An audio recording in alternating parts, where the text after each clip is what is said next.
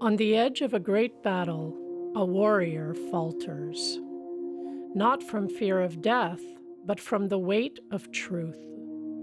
What follows is one of the most profound spiritual dialogues ever recorded.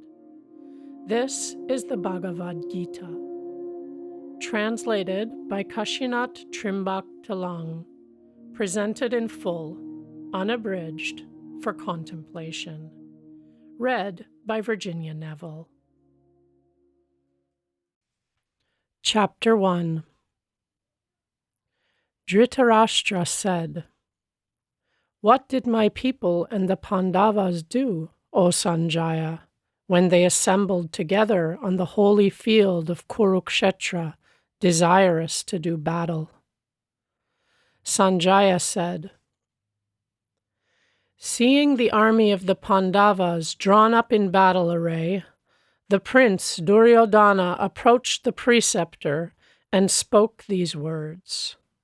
O preceptor, observe this grand army of the sons of Pandu, drawn up in battle array by your talented pupil, the son of Drupada.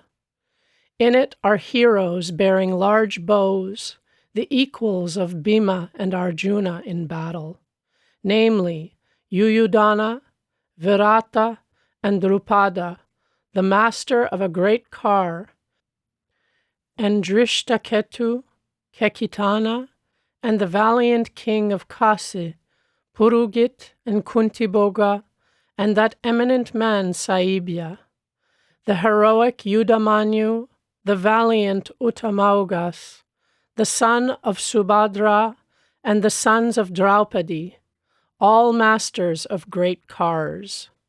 And now, O best of Brahmanas, learn who are most distinguished among us and are leaders of my army. I will name them to you in order that you may know them well. Yourself and Bhishma and Karna and Kripa, the victor of many battles. Asvataman and Vikarna, and also the son of Somadatta, and many other brave men who have given up their lives for me, who fight with various weapons and are all dexterous in battle. Thus our army, which is protected by Bhishma, is unlimited, while this army of theirs, which is protected by Bhima, is very limited. And therefore do ye all, occupying respectively the positions assigned to you, protect Bhishma only." Then his powerful grandsire, Bhishma, the oldest of the Kauravas, roaring aloud like a lion, blew his conch, thereby affording delight to Duryodhana. And then, all at once, conches and kettle drums and tabors and trumpets were played upon, and there was a tumultuous din. Then, too, Madhava and the son of Pandu, Arjuna, seated in a grand chariot to which white steeds were yoked, blew their heavenly conches. Hrishikesa blew the Pankaganya, and Dhanangaya the Devadatta, and Bhima, the doer of fearful deeds, blew the great conch Poundra. King Yudhishthira, the son of Kunti, blew the Anantavigaya, and Nakula and Sahadeva, respectively, the Sughosha and Manipushpaka.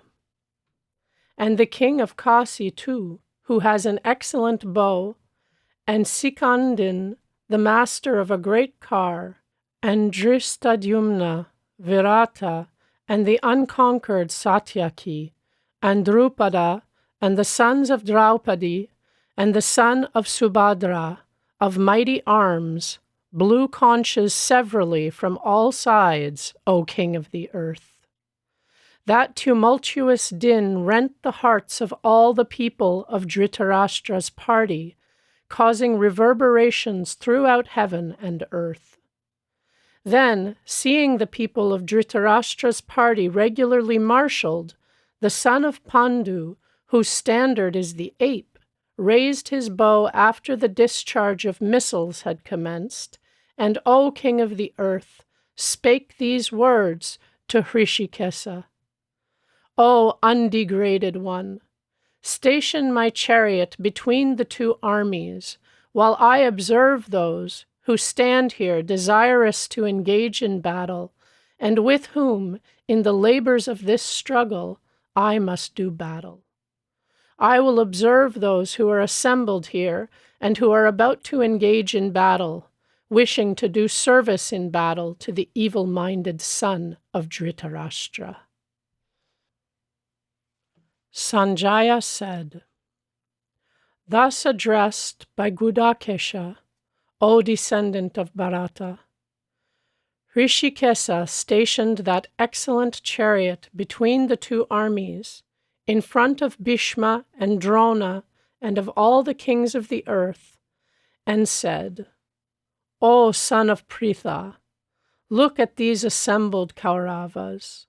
There the son of Pritha saw in both armies fathers and grandfathers, preceptors, maternal uncles, brothers, sons, grandsons, companions, fathers-in-law, as well as friends. And seeing all those kinsmen standing there, the son of Kunti was overcome by excessive pity, and spake thus despondingly. Arjuna said, seeing these kinsmen, O Krishna, standing here, desirous to engage in battle, my limbs droop down. My mouth is quite dried up. A tremor comes on my body, and my hairs stand on end. The Gandiva bow slips from my hand. My skin burns intensely. I am unable, too, to stand up. My mind whirls round, as it were, O Kesava. I see adverse omens, and I do not perceive any good to accrue after killing my kinsmen in the battle. I do not wish for victory, O Krishna, nor sovereignty, nor pleasures. What is sovereignty to us, O Govinda? What enjoyments and even life? Even those for whose sake we desire sovereignty, enjoyments, and pleasures are standing here for battle, abandoning life and wealth. Preceptors, fathers, sons, as well as grandfathers, maternal uncles, fathers-in-law, grandsons, brothers-in-law, as also other relatives. These I do not wish to kill, though they kill me, O destroyer of Madhu. Even for the sake of sovereignty over the three worlds, how much less then for this earth alone? What joy shall be ours, O Ganardana, after killing Dhritarashtra's sons? Killing these felons we shall only incur sin. Therefore it is not proper for us to kill our own kinsmen, the sons of Dhritarashtra. For now, O Madhava, shall we be happy after killing our own relatives? Although having their consciences corrupted by avarice, they do not see the evils flowing from the extinction of a family and the sin in treachery to friends. Still, O Ganardana, should not we, who do see the evils flowing from the extinction of a family, learn to refrain from that sin? On the extinction of a family, the eternal rights of families are destroyed. Those rights being destroyed, impiety predominates over the whole family. In consequence of the predominance of impiety, O Krishna, the women of the family become corrupt, and the women becoming corrupt, O descendant of Vrishni, intermingling of castes results. That intermingling necessarily leads the family and the destroyers of the family to hell. For when the ceremonies of offering the balls of food and water to them fail, their ancestors fall down to hell. By these transgressions of the destroyers of families, which occasion interminglings of castes, the eternal rights of castes and rights of families are subverted.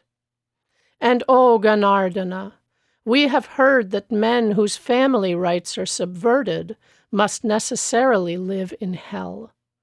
Alas, we are engaged in committing a heinous sin, seeing that we are making efforts for killing our own kinsmen out of greed of the pleasures of sovereignty. If the sons of Dhritarashtra, weapon in hand, should kill me in battle, me weaponless and not defending myself, that would be better for me. Sanjaya said, having spoken thus, Arjuna cast aside his bow together with the arrows on the battlefield and sat down in his chariot with a mind agitated by grief. Chapter 2. Sanjaya said, to him who was thus overcome with pity and dejected, and whose eyes were full of tears and turbid, the destroyer of Madhu spoke these words. The deity said, how comes it that this delusion, O Arjuna, which is discarded by the good, which excludes from heaven and occasions infamy, has overtaken you in this place of peril? Be not effeminate, O son of Pritha. It is not worthy of you. Cast off this base weakness of heart, and arise, O terror of your foes. Arjuna said, how, O destroyer of Madhu, shall I encounter with arrows in the battle Bhishma and Drona, both, O destroyer of enemies, entitled to reverence? Not killing my preceptors, men of great glory, it is better to live even on alms in this world. But killing them, though they are avaricious of worldly goods, I should only enjoy blood-tainted enjoyments. Nor do we know which of the two is better for us, whether that we should vanquish them or that they should vanquish us. Even those whom having killed we do not wish to live, even those sons of Dhritarashtra stand arrayed against us. With a heart contaminated by the taint of helplessness, with a mind confounded about my duty, I ask you, tell me what is assuredly good for me. I am your disciple. Instruct me, who have thrown myself on your indulgence. For I do not perceive what is to dispel that grief which will dry up my organs after I shall have obtained a prosperous kingdom on earth without a foe, or even the sovereignty of the gods. Sanjaya said, having spoken thus to Hrishikesa, O terror of your foes, Gudakesa said to Govinda, I shall not engage in battle, and verily remained silent. To him thus desponding between the two armies, O descendant of Bharata, Hrishikesa spoke these words with a slight smile. The deity said, you have grieved for those who deserve no grief, and you talk words of wisdom. Learned men grieve not for the living nor the dead. Never did I not exist, nor you, nor these rulers of men, nor will any one of us ever hereafter cease to be. As in this body, infancy and youth and old age come to the embodied self, so does the acquisition of another body. A sensible man is not deceived about that. The contacts of the senses, O son of Kunti, which produce cold and heat, pleasure and pain, are not permanent. They are ever coming and going. Bear them, O descendant of Bharata.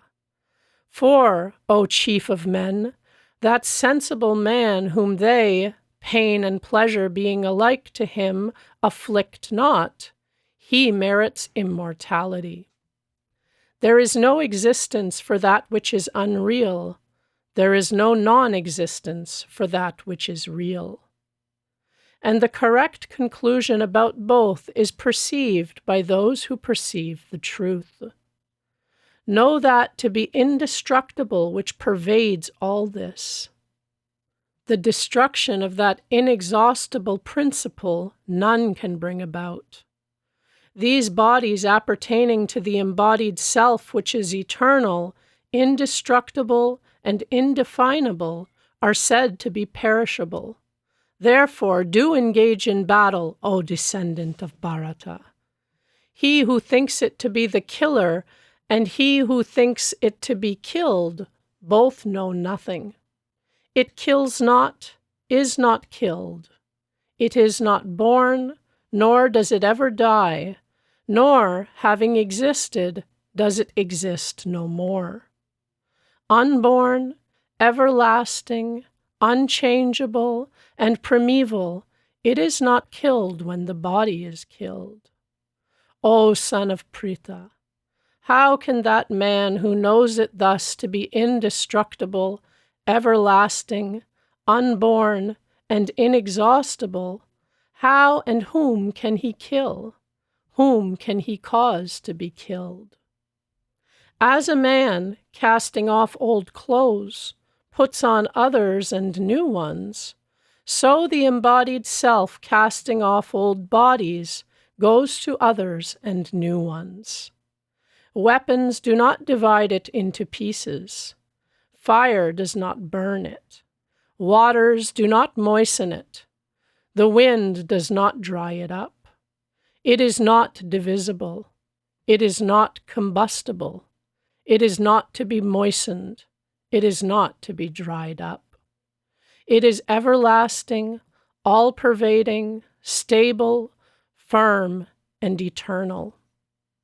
It is said to be unperceived, to be unthinkable, to be unchangeable.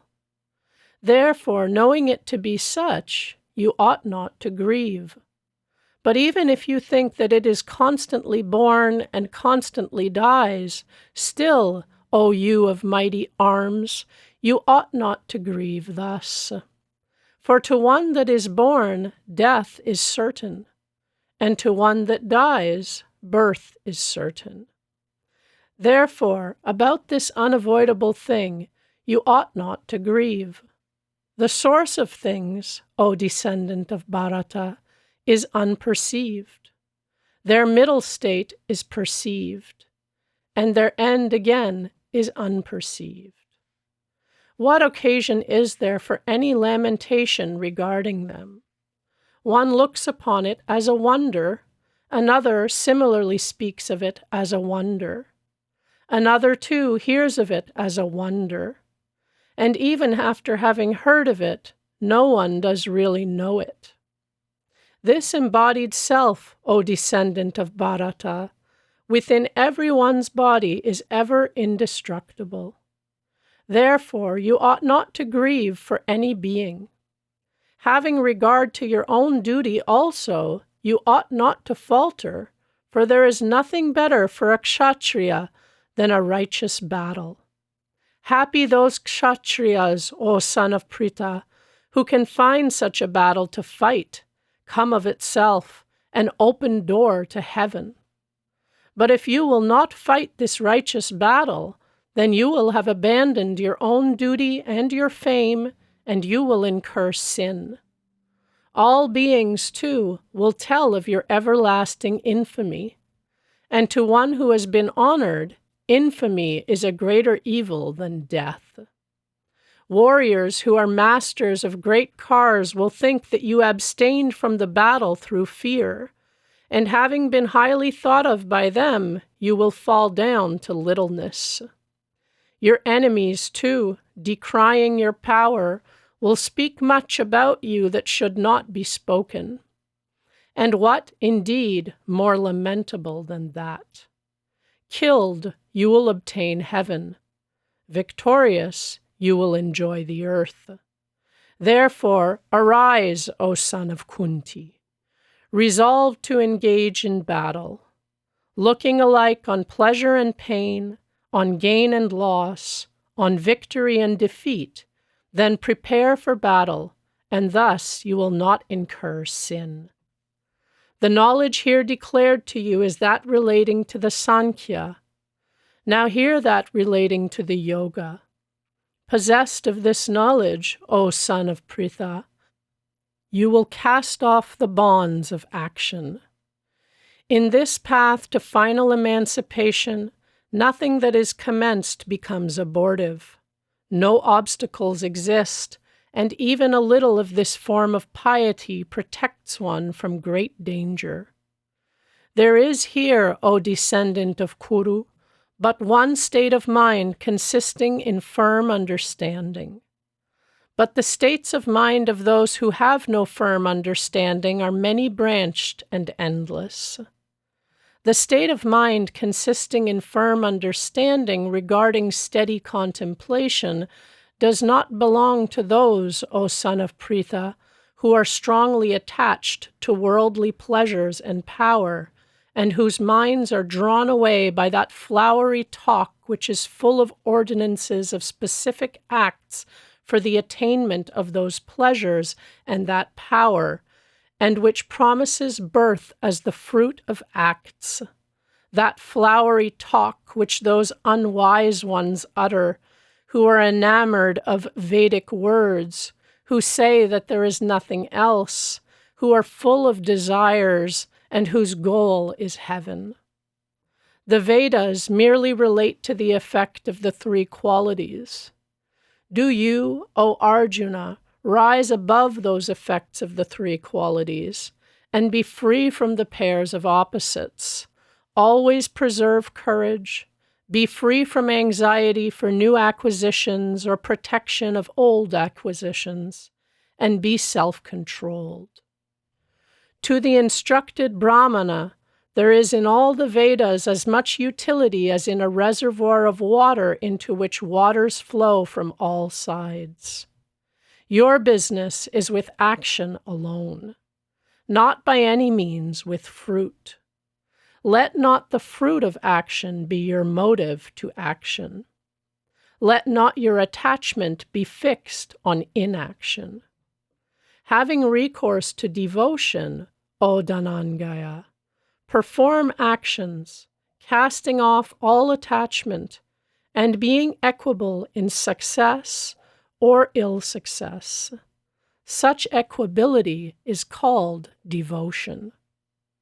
Action, O Dhananjaya, is far inferior to the devotion of the mind. In that devotion, seek shelter. Wretched are those whose motive to action is the fruit of action. He who has obtained devotion in this world casts off both merit and sin. Therefore, apply yourself to devotion. Devotion in all actions is wisdom. The wise who have obtained devotion cast off the fruit of action, and released from the shackles of repeated births, repair to that seat where there is no unhappiness. When your mind shall have crossed beyond the taint of delusion, then will you become indifferent to all that you have heard or will hear. When your mind, confounded by what you have heard, will stand firm and steady in contemplation, then will you acquire devotion. Arjuna said, What are the characteristics, O Kesava, of one whose mind is steady and who is intent on contemplation? How should one of steady mind speak? How sit? How move? The deity said, When a man, O son of Pritha, abandons all the desires of his heart and is pleased in his self only and by his self, he is then called one of steady mind. He whose heart is not agitated in the midst of calamities, who has no longing for pleasures, and from whom the feelings of affection, fear, and wrath have departed, is called a sage of steady mind. His mind is steady who, being without attachments anywhere, feels no exaltation and no aversion on encountering the various agreeable and disagreeable things of this world. A man's mind is steady when he withdraws his senses from all objects of sense, as the tortoise withdraws its limbs from all sides. Objects of sense draw back from a person who is abstinent. Not so the taste for those objects. But even the taste departs from him when he has seen the Supreme. The boisterous senses, O son of Kunti, carry away by force the mind even of a wise man who exerts himself for final emancipation. Restraining them all, a man should remain engaged in devotion, making me his only resort. For his mind is steady whose senses are under his control. The man who ponders over objects of sense forms an attachment to them. From that attachment is produced desire, and from desire anger is produced. From anger results want of discrimination. From want of discrimination, confusion of the memory. From confusion of the memory, loss of reason. And in consequence of loss of reason, he is utterly ruined. But the self-restrained man who moves among objects with senses under the control of his own self and free from affection and aversion obtains tranquility. When there is tranquility, all his miseries are destroyed, for the mind of him whose heart is tranquil soon becomes steady. He who is not self-restrained has no steadiness of mind, nor has he who is not self-restrained perseverance in the pursuit of self-knowledge. There is no tranquility for him who does not persevere in the pursuit of self-knowledge. And whence can there be happiness for one who is not tranquil? For the heart which follows the rambling senses leads away his judgment, as the wind leads a boat astray upon the waters. Therefore, O you of mighty arms, his mind is steady whose senses are restrained on all sides from objects of sense. The self-restrained man is awake when it is night for all beings, and when all beings are awake, that is the night of the right-seeing sage.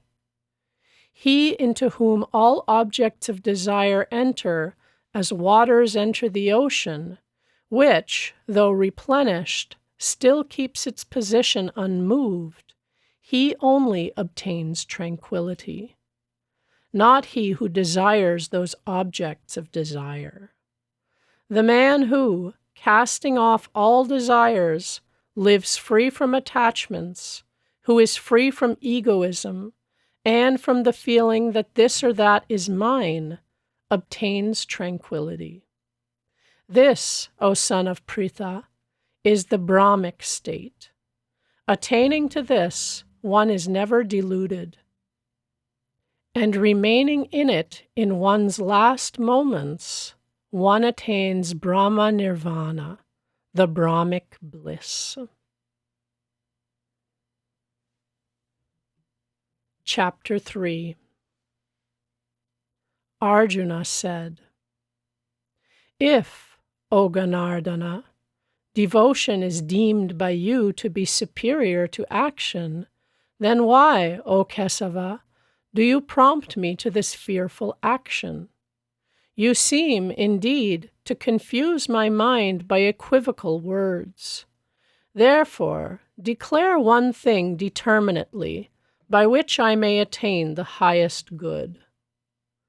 The deity said, O sinless one, I have already declared that in this world there is a twofold path, that of the Sankhyas by devotion in the shape of true knowledge, and that of the Yogins by devotion in the shape of action. A man does not attain freedom from action merely by not engaging in action. nor does he attain perfection by mere renunciation. For nobody ever remains even for an instant without performing some action. Since the qualities of nature constrain everybody, not having free will in the matter, to some action. The deluded man who, restraining the organs of action, continues to think in his mind about objects of sense, is called a hypocrite. But he, O Arjuna, who restraining his senses by his mind, and being free from attachments, engages in devotion in the shape of action, with the organs of action, is far superior. Do you perform prescribed action, for action is better than inaction, and the support of your body, too, cannot be accomplished with inaction. The world is fettered by all action other than action for the purpose of the sacrifice. Therefore, O son of Kunti, do you, casting off attachment, perform action for that purpose. The Creator, having in olden times created men together with the sacrifice, said, "Propagate with this. May it be the giver to you of the things you desire. Please the gods with this, and may those gods please you. Pleasing each other, you will attain the highest good. For pleased with the sacrifices, the gods will give you the enjoyments you desire. And he who enjoys himself without giving them what they have given is indeed a thief.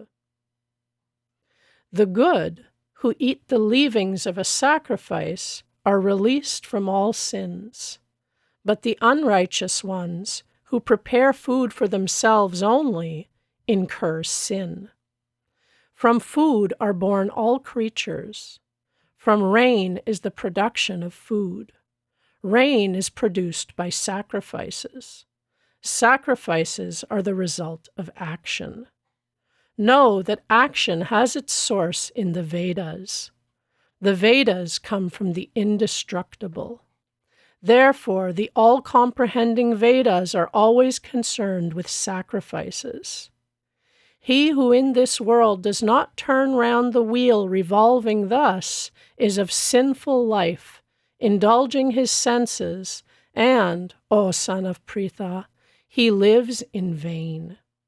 But the man who is attached to his self only, who is contented in his self and is pleased with his self, has nothing to do.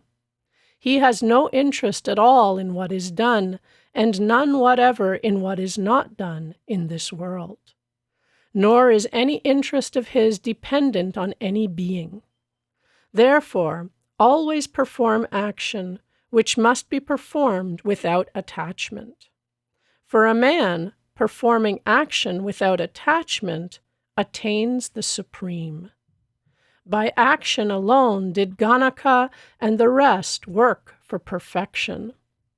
And having regard also to the keeping of people to their duties, you should perform action. Whatever a great man does, that other men also do.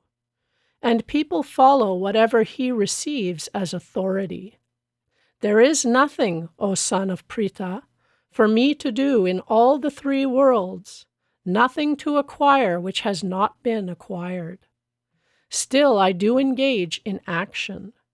For should I at any time not engage without sloth in action, men would follow in my path from all sides, O son of Pritha. If I did not perform actions, these worlds would be destroyed. I should be the cause of caste interminglings, and I should be ruining these people.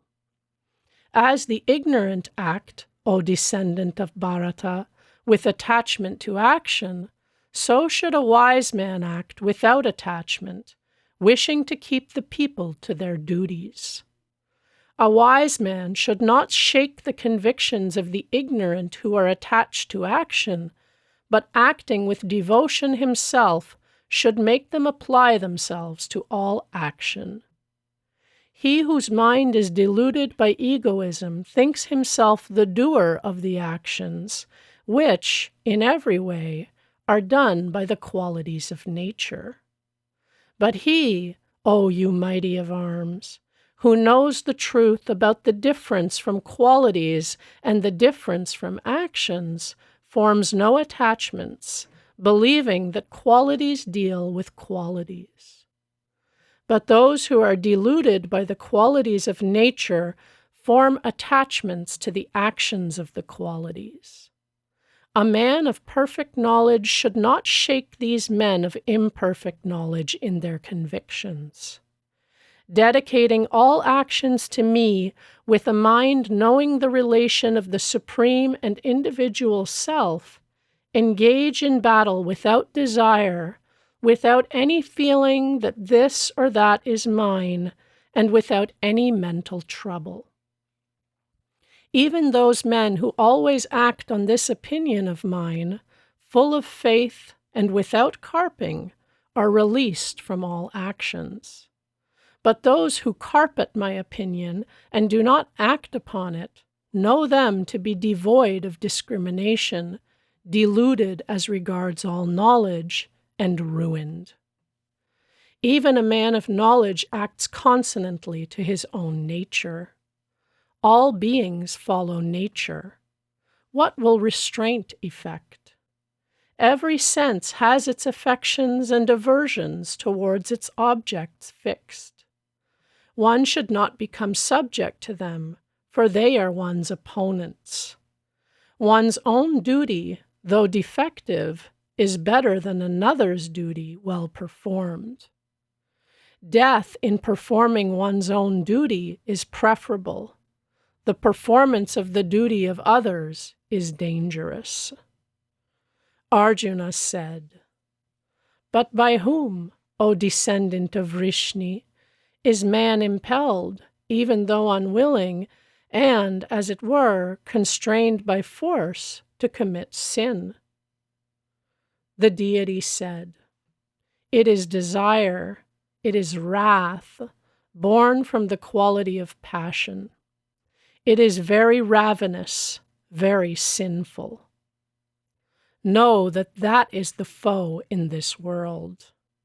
As fire is enveloped by smoke, a mirror by dust, the fetus by the womb, so is this enveloped by desire. Knowledge, O son of Kunti, is enveloped by this constant foe of the man of knowledge in the shape of desire, which is like a fire and insatiable. The senses, the mind, and the understanding are said to be its seat. With these, it deludes the embodied self after enveloping knowledge. Therefore, O chief of the descendants of Bharata, first restrain your senses, then cast off this sinful thing which destroys knowledge and experience. It has been said, great are the senses, greater than the senses is the mind, greater than the mind is the understanding. What is greater than the understanding is that. Thus, knowing that which is higher than the understanding, and restraining yourself by yourself, O you of mighty arms, destroy this unmanageable enemy in the shape of desire. Chapter 4. The deity said, "This everlasting system of devotion I declared to the sun declared it to Manu, and Manu communicated it to Ikshvaku.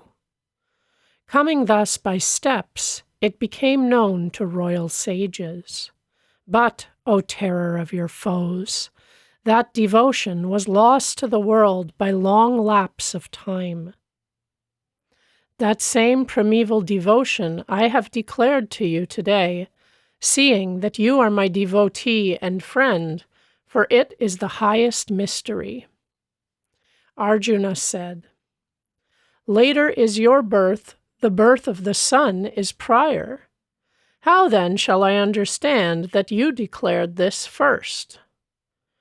The deity said, "I have passed through many births, O Arjuna, I and you also. I know them all, but you, O terror of your foes, do not know them. Even though I am unborn and inexhaustible in my essence, even though I am Lord of all beings, still I take up the control of my own nature and am born by means of my delusive power. Whensoever, O descendant of Bharata, piety languishes and impiety is in the ascendant, I create myself. I am born age after age for the protection of the good, for the destruction of evildoers, and the establishment of piety. Whoever truly knows thus my divine birth and work casts off this body and is not born again. He comes to me, O Arjuna. Many from whom affection, fear, and wrath have departed, who are full of me, who depend on me, and who are purified by the penance of knowledge, have come into my essence. I serve men in the way in which they approach me. In every way, O son of Pritha, men follow in my path. Desiring the success of actions, men in this world worship the divinities, for in this world of mortals, the success produced by action is soon obtained. The fourfold division of castes was created by me according to the appointment of qualities and duties. But though I am its author, know me to be inexhaustible and not the author. Actions defile me not. I have no attachment to the fruit of actions. He who knows me thus is not tied down by actions. Knowing this, the men of old who wished for final emancipation performed action. Therefore, do you too perform action as was done by men of old in olden times. Even sages are confused as to what is action, what inaction. Therefore, I will speak to you about action, and learning that, you will be freed from this world of evil. One must possess knowledge about action. One must also possess knowledge about prohibited action. And again, one must possess knowledge about inaction. The truth regarding action is abstruse. He is wise among men, he is possessed of devotion, and performs all actions, who sees inaction in action, and action in inaction. The wise call him learned, whose acts are all free from desires and fancies, and whose actions are burnt down by the fire of knowledge. Forsaking all attachment to the fruit of action, always contented, dependent on none, he does nothing at all, though he engages in action. Devoid of expectations, restraining the mind and the self, and casting off all belongings, he incurs no sin, performing actions merely for the sake of the body. Satisfied with earnings coming spontaneously, rising above the pairs of opposites, free from all animosity, and equable on success or ill success, he is not fettered down, even though he performs actions. The acts of one who is devoid of attachment, who is free, whose mind is fixed on knowledge, and who performs action for the purpose of the sacrifice are all destroyed. Brahman is the oblation. With Brahman as a sacrificial instrument, it is offered up. Brahman is in the fire, and by Brahman it is thrown. And Brahman, too, is the goal to which he proceeds who meditates on Brahman in the action. Some devotees perform the sacrifice to the gods, Some offer up the sacrifice by the sacrifice itself in the fire of Brahman. Others offer up the senses, such as the sense of hearing, and others in the fires of restraint. Others offer up the objects of sense, such as sound and so forth, into the fires of the senses. Some again offer up all the operations of the senses and the operations of the life breaths into the fire of devotion by self-restraint, kindled by knowledge. Others perform the sacrifice of wealth, the sacrifice of penance, the sacrifice of concentration of mind, the sacrifice of Vedic study and of knowledge, and others are ascetics of rigid vows. Some offer up the upward life breath into the downward life breath, and the downward life breath into the upper life breath, and stopping up the motions of the upward and downward life breaths, devote themselves to the restraint of the life breaths. Others, who take limited food, offer up the life breaths into the life breaths. All of these, conversant with the sacrifice, have their sins destroyed by the sacrifice. Those who eat the nectar-like leavings of the sacrifice repair to the eternal Brahman. The world is not for those who perform no sacrifice. Whence then the other, O best of the Kauravas? Thus, sacrifices of various sorts are laid down in the Vedas. Know them all to be produced from action, and knowing this, you will be released from the fetters of this world. The sacrifice of knowledge, O terror of your foes, is superior to the sacrifice of wealth, for action, O son of Pritha, is wholly and entirely comprehended in knowledge. That you should learn by salutation, question, and service. The men of knowledge who perceive the truth will teach knowledge to you. Having learnt that, O son of Pandu, you will not again fall thus into delusion, and by means of it you will see all beings, without exception, first in yourself and then in me. Even if you are the most sinful of all sinful men, you will cross over all trespasses by means of the boat of knowledge alone. As a fire well kindled, O Arjuna, reduces fuel to ashes, so the fire of knowledge reduces all actions to ashes. For there is in this world no means of sanctification like knowledge, and that one perfected by devotion finds within oneself in time. He who has faith, whose senses are restrained, and who is assiduous, obtains knowledge. Obtaining knowledge, he acquires, without delay, the highest tranquility. He who is ignorant and devoid of faith, and whose self is full of misgivings, is ruined. Not this world, nor the next, nor happiness is for him whose self is full of misgivings. Actions, O Dhananjaya, do not fetter one who is self-possessed, who has renounced action by devotion, and who has destroyed misgivings by knowledge. Therefore, O descendant of Bharata, destroy with the sword of knowledge these misgivings of yours which fill your mind and which are produced from ignorance. Engage in devotion. Arise. Chapter 5. Arjuna said, O Krishna, you praise renunciation of actions and also the pursuit of them. Tell me determinately which one of these two is superior. The deity said, Renunciation and pursuit of action are both instruments of happiness. But of the two, pursuit of action is superior to renunciation of action.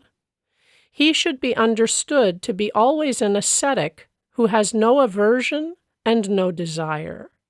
For, O you of mighty arms, he who is free from the pairs of opposites is easily released from all bonds. Children, not wise men, talk of Sankhya and Yoga as distinct.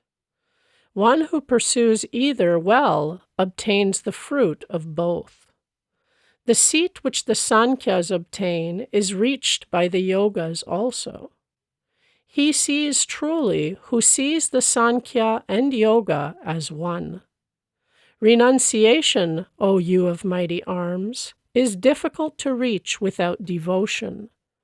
The sage possessed of devotion attains Brahman without delay. He who is possessed of devotion, whose self is pure, who has restrained his self, and who has controlled his senses, and who identifies his self with every being, is not tainted though he performs actions. The man of devotion, who knows the truth, thinks he does nothing at all when he sees, hears, touches, smells, eats, moves, sleeps, breathes, talks, throws out, takes, opens or closes the eyelids. He holds that the senses deal with the objects of the senses. He who, casting off all attachment, performs actions dedicating them to Brahman is not tainted by sin, as the lotus leaf is not tainted by water. Devotees, casting off attachment, perform actions for attaining purity of self with the body, the mind, the understanding, or even the senses, all free from egoistic notions. He who is possessed of devotion, abandoning the fruit of actions, attains the highest tranquility.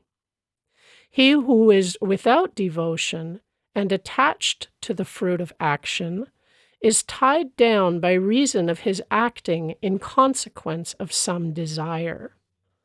The self-restrained, embodied self lies at case within the city of 9 portals, renouncing all actions by the mind, not doing nor causing anything to be done. The Lord is not the cause of actions, or of the capacity of performing actions amongst men, or of the connection of action and fruit. But nature only works. The Lord receives no one's sin nor merit either. Knowledge is enveloped by ignorance, hence all creatures are deluded.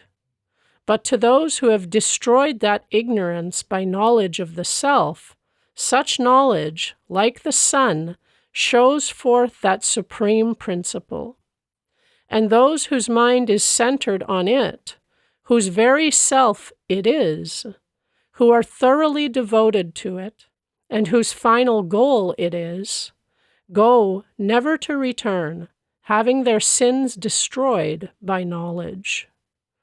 The wise look upon a Brahmana possessed of learning and humility, on a cow, an elephant, a dog, and a svapka as alike. Even here, those have conquered the material world whose mind rests in equability. Since Brahman is free from defects and equable, therefore they rest in Brahman. He who knows Brahman, whose mind is steady, who is not deluded, and who rests in Brahman, does not exult on finding anything agreeable, nor does he grieve on finding anything disagreeable. One whose self is not attached to external objects obtains the happiness that is in one's self. And by means of concentration of mind, joining oneself with the Brahman, one obtains indestructible happiness. For the enjoyments born of contact between senses and their objects are, indeed, sources of misery. They have a beginning as well as an end. O son of Kunti, a wise man feels no pleasure in them. He who even in this world, before his release from the body, is able to bear the agitations produced from desire and wrath, is a devoted man. He is a happy man.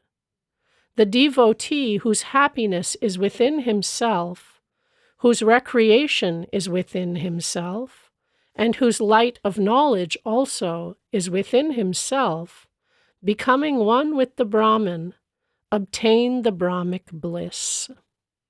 The sages whose sins have perished, whose misgivings are destroyed, who are self-restrained, and who are intent on the welfare of all beings, obtain the Brahmic bliss.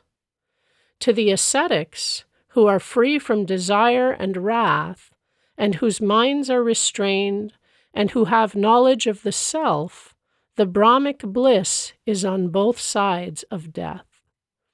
The sage who excludes from his mind external objects, concentrates the visual power between the brows, and making the upward and downward life breaths even, confines their movements within the nose, who restrains senses, mind, and understanding, whose highest goal is final emancipation, from whom desire, fear, and wrath have departed, is, indeed, forever released from birth and death.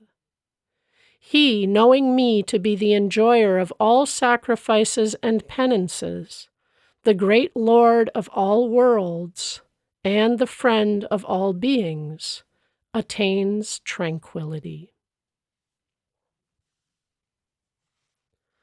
Chapter 6. The deity said, He who, regardless of the fruit of actions, performs the actions which ought to be performed, is the devotee and renouncer. Not he who discards the sacred fires, nor he who performs no acts. Know, O son of Pandu, that what is called renunciation is devotion, for nobody becomes a devotee who has not renounced all fancies. To the sage who wishes to rise to devotion, action is said to be a means, and to him, when he has risen to devotion, tranquility is said to be a means. When one does not attach oneself to objects of sense, nor to action, renouncing all fancies, then is one said to have risen to devotion. A man should elevate his self by his self. He should not debase his self, for even a man's own self is his friend. A man's own self is also his enemy. To him who has subjugated his self by his self is a friend. But to him who has not restrained his own self behaves inimically like an enemy. The self of one who has subjugated his self and is tranquil is absolutely concentrated on itself in the midst of cold and heat, pleasure and pain, as well as honor and dishonor. The devotee whose self is contented with knowledge and experience, who is unmoved, who has restrained his senses, and to whom a sod, a stone, and gold are alike, is said to be devoted. And he is esteemed highest who thinks alike about well-wishers, friends, and enemies, and those who are indifferent, and those who take part with both sides, and those who are objects of hatred and relatives, as well as about the good and the sinful. A devotee should constantly devote his self to abstraction, remaining in a secret place, alone, with his mind and self restrained, without expectations, and without belongings. Fixing his seat firmly in a clean place, not too high nor too low, and covered over with a sheet of cloth, a deerskin, and blades of kusa grass, and there seated on that seat, fixing his mind exclusively on one point, with the workings of the mind and senses restrained, he should practice devotion for purity of self. Holding his body, head, and neck even and unmoved, remaining steady, looking at the tip of his own nose, and not looking about in all directions, with a tranquil self, devoid of fear, and adhering to the rules of Brahmacarins, he should restrain his mind and concentrate it on me, and sit down engaged in devotion, regarding me as his final goal. Thus, constantly devoting his self to abstraction, a devotee whose mind is restrained attains that tranquility which culminates in final emancipation and assimilation with me.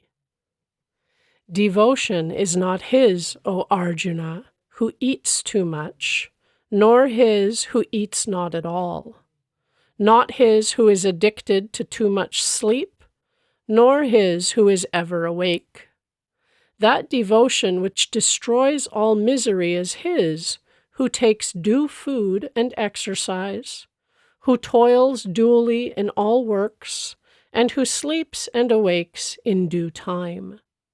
When a man's mind well restrained becomes steady upon the self alone, then he, being indifferent to all objects of desire, is said to be devoted.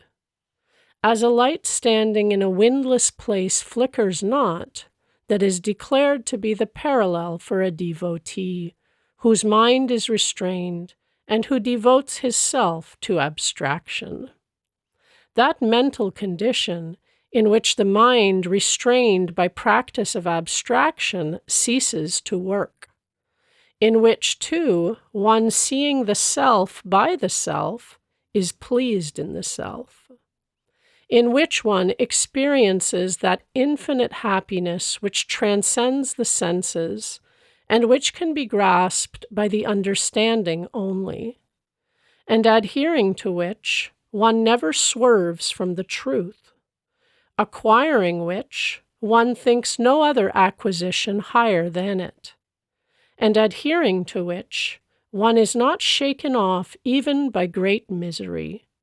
That should be understood to be called devotion, in which there is a severance of all connection with pain. That devotion should be practiced with steadiness and with an undesponding heart, abandoning, without exception, all desires which are produced from fancies, and restraining the whole group of the senses on all sides by the mind only. One should, by slow steps, become quiescent, with a firm resolve coupled with courage, and fixing his mind upon the self, should think of nothing. Wherever the active and unsteady mind breaks forth, there one should ever restrain it and fix it steadily on the self alone.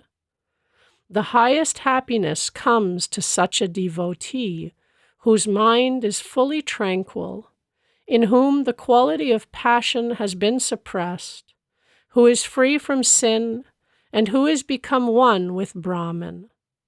Thus, constantly devoting his self to abstraction, a devotee, freed from sin, easily obtains that supreme happiness, contact with the Brahman. He who has devoted his self to abstraction by devotion, looking alike on everything, sees the self abiding in all beings, and all beings in the self.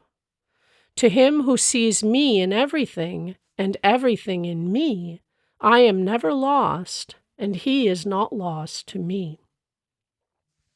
The devotee who worships me abiding in all beings, holding that all is one, lives in me, however he may be living. That devotee, O Arjuna, is deemed to be the best, who looks alike on pleasure or pain, whatever it may be, in all creatures, comparing all with his own pleasure or pain. Arjuna said, I cannot see, O destroyer of Madhu, how the sustained existence is to be secured of this devotion by means of equanimity, which you have declared in consequence of fickleness. For, O Krishna, the mind is fickle, boisterous, strong, and obstinate. And I think that to restrain it is as difficult as to restrain the wind. The deity said, Doubtless, O you of mighty arms, the mind is difficult to restrain and fickle. Still, O son of Kunti, it may be restrained by constant practice and by indifference to worldly objects. It is my belief that devotion is hard to obtain for one who does not restrain his self. But by one who is self-restrained and assiduous, it can be obtained through proper expedients. Arjuna said, What is the end of him, O Krishna, who does not attain the consummation of his devotion, being not assiduous, and having a mind shaken off from devotion, though full of faith? Does he, fallen from both paths, go to ruin like a broken cloud, being, O you of mighty arms, without support and deluded on the path leading to the Brahman? Be pleased, O Krishna, to entirely destroy this doubt of mine, for none else than you can destroy this doubt. The deity said, O son of Pritha, neither in this world nor the next is ruin for him. For, O dear friend, none who performs good deeds comes to an evil end. He who is fallen from devotion attains the world of those who perform meritorious acts, dwells there for many a year, and is afterwards born into a family of holy and illustrious men. Or he is even born into a family of talented devotees. For such a birth as that in this world is more difficult to obtain. There he comes into contact with the knowledge which belonged to him in his former body, and then again, O descendant of Kuru, he works for perfection. For even though reluctant, he is led away by the self-same former practice, and although he only wishes to learn devotion, he rises above the fruits of action laid down in the divine word. But the devotee, working with great efforts and cleared of his sins, attains perfection after many births and then reaches the supreme goal.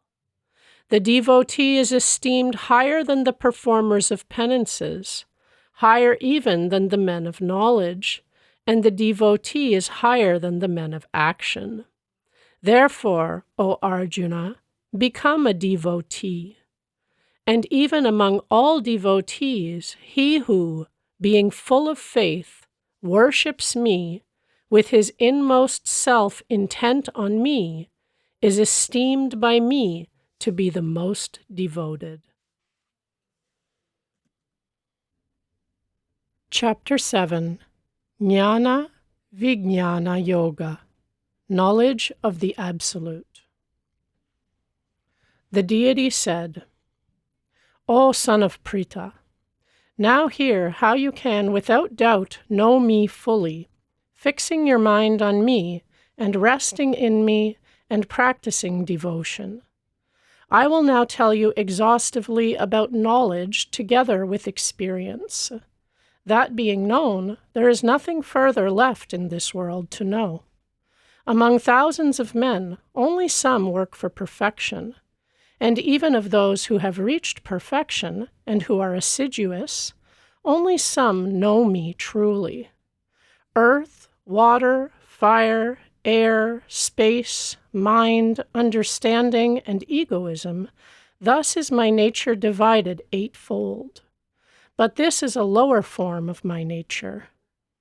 Know that there is another form of my nature, and higher than this, which is animate, O you of mighty arms, and by which this universe is upheld. Know that all things have these for their source. I am the producer and the destroyer of the whole universe. There is nothing else, O Dhananjaya, higher than myself. All this is woven upon me like numbers of pearls upon a thread. I am the taste in water, O son of Kunti. I am the light of the sun and moon. I am Aum in all the Vedas, sound in space, and manliness in human beings. I am the fragrant smell in the earth, refulgence in the fire. I am life in all beings, and penance in those who perform penance. Know me, O son of Pritha, to be the eternal seed of all beings. I am the discernment of the discerning ones, and I the glory of the glorious. I am also the strength, unaccompanied by fondness or desire, of the strong. And, O chief of descendants of Bharata, I am love unopposed to piety among all beings. And all entities which are of the quality of goodness, and those which are of the quality of passion and of darkness, know that they are indeed all from me. I am not in them, but they are in me.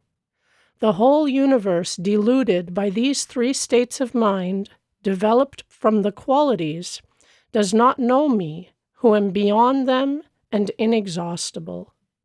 For this delusion of mine, developed from the qualities, is divine and difficult to transcend. Those cross beyond this delusion who resort to me alone. Wicked men, doers of evil acts, who are deluded, who are deprived of their knowledge by this delusion, and who incline to demoniac states of mind, do not resort to me. But, O Arjuna, doers of good acts of four classes worship me. One who is distressed, one who is seeking after knowledge, one who wants wealth, and one, O chief of the descendants of Bharata, who is possessed of knowledge. Of these, he who is possessed of knowledge, who is always devoted, and whose worship is addressed to one being only, is esteemed highest. For to the man of knowledge I am dear above all things, and he is dear to me. All these are noble, but the man possessed of knowledge is deemed by me to be my own self. For he, with his self devoted to abstraction, has taken to me as the goal than which there is nothing higher. At the end of many lives, the man possessed of knowledge approaches me, believing that Vasudeva is everything. Such a high-souled man is very hard to find. Those who are deprived of knowledge by various desires approach other divinities, observing various regulations, and controlled by their own natures. Whichever form of deity any worshipper wishes to worship with faith, to that form I render his faith steady.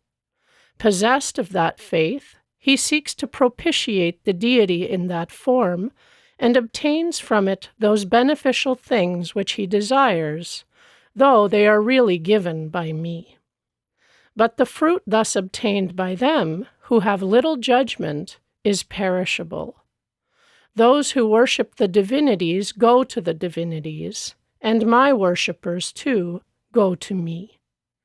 The undiscerning ones, not knowing my transcendent and inexhaustible essence, than which there is nothing higher, think me, who am unperceived, to have become perceptible.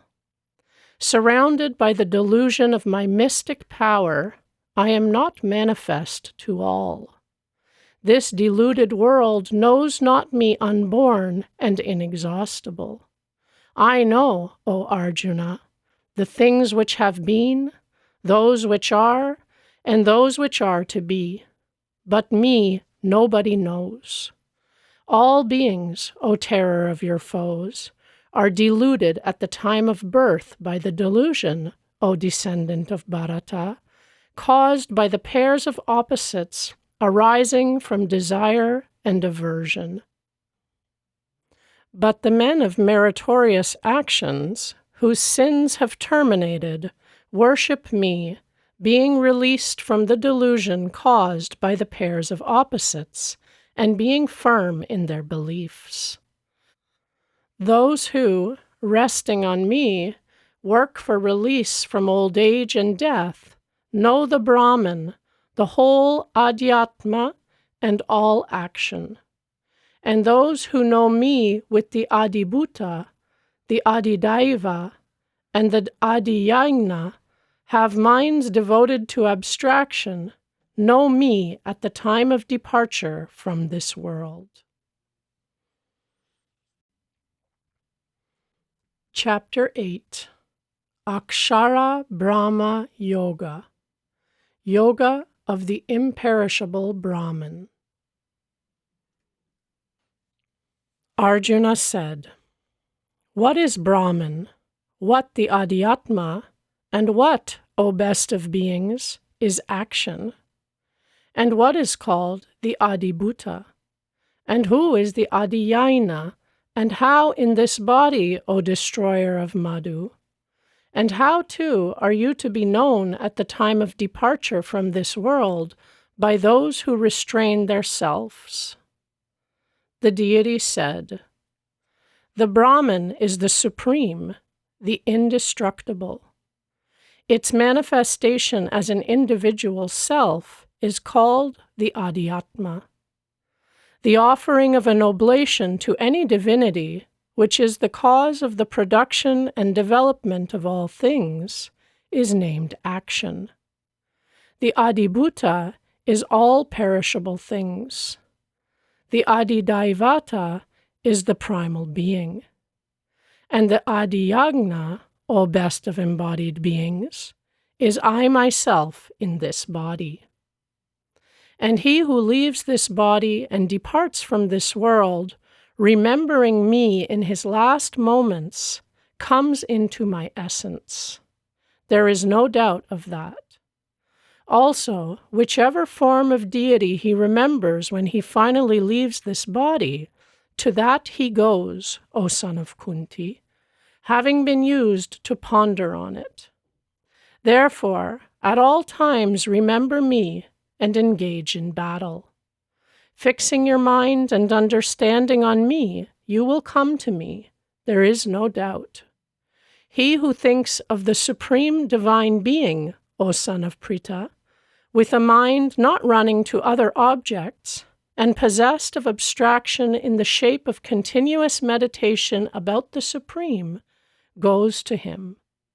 He who, possessed of reverence for the Supreme Being, with a steady mind, and with the power of devotion, properly concentrates the life breath between the brows, and meditates on the ancient seer, the ruler, more minute than the minutest atom, the supporter of all, who is of an unthinkable form, whose brilliance is like that of the sun, and who is beyond all darkness, he attains to that transcendent and divine being. I will tell you briefly about the seat, which those who know the Vedas declare to be indestructible, which entered by ascetics from whom all desires have departed, and wishing for which people pursue the mode of life of Brahmacarins. He who leaves the body and departs from this world, stopping up all passages, and confining the mind within the heart, placing the life breath in the head, and adhering to uninterrupted meditation, repeating the single syllable Om, signifying the eternal Brahman, and meditating on me, he reaches the highest goal. To the devotee who constantly practices abstraction, O son of Pritha, and who, with a mind not turned to anything else, is ever and constantly meditating on me, I am easy of access. The high-souled ones, who achieve the highest perfection, attaining to me, do not again come to life, which is transient, a home of woes. All worlds, O Arjuna, up to the world of Brahman, are destined to return. But, O son of Kunti, after attaining to me, there is no birth again. Those who know a day of Brahman to end after 1,000 ages, and the night to terminate after 1,000 ages, are the persons who know day and night. On the advent of day, all perceptible things are produced from the unperceived. And on the advent of night, they dissolve in that same principle called the unperceived.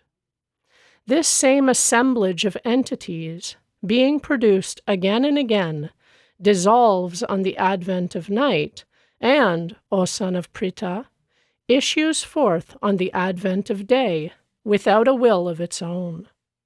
But there is another entity, unperceived and eternal, and distinct from this unperceived principle, which is not destroyed when all entities are destroyed. It is called the unperceived, the indestructible. They call it the highest goal. Attaining to it, none returns. That is my supreme abode. That supreme being, O son of Pritha.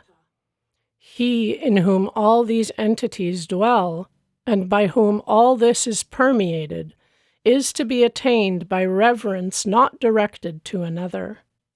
I will state the times, O descendant of Bharata, at which devotees departing from this world go, never to return, or to return.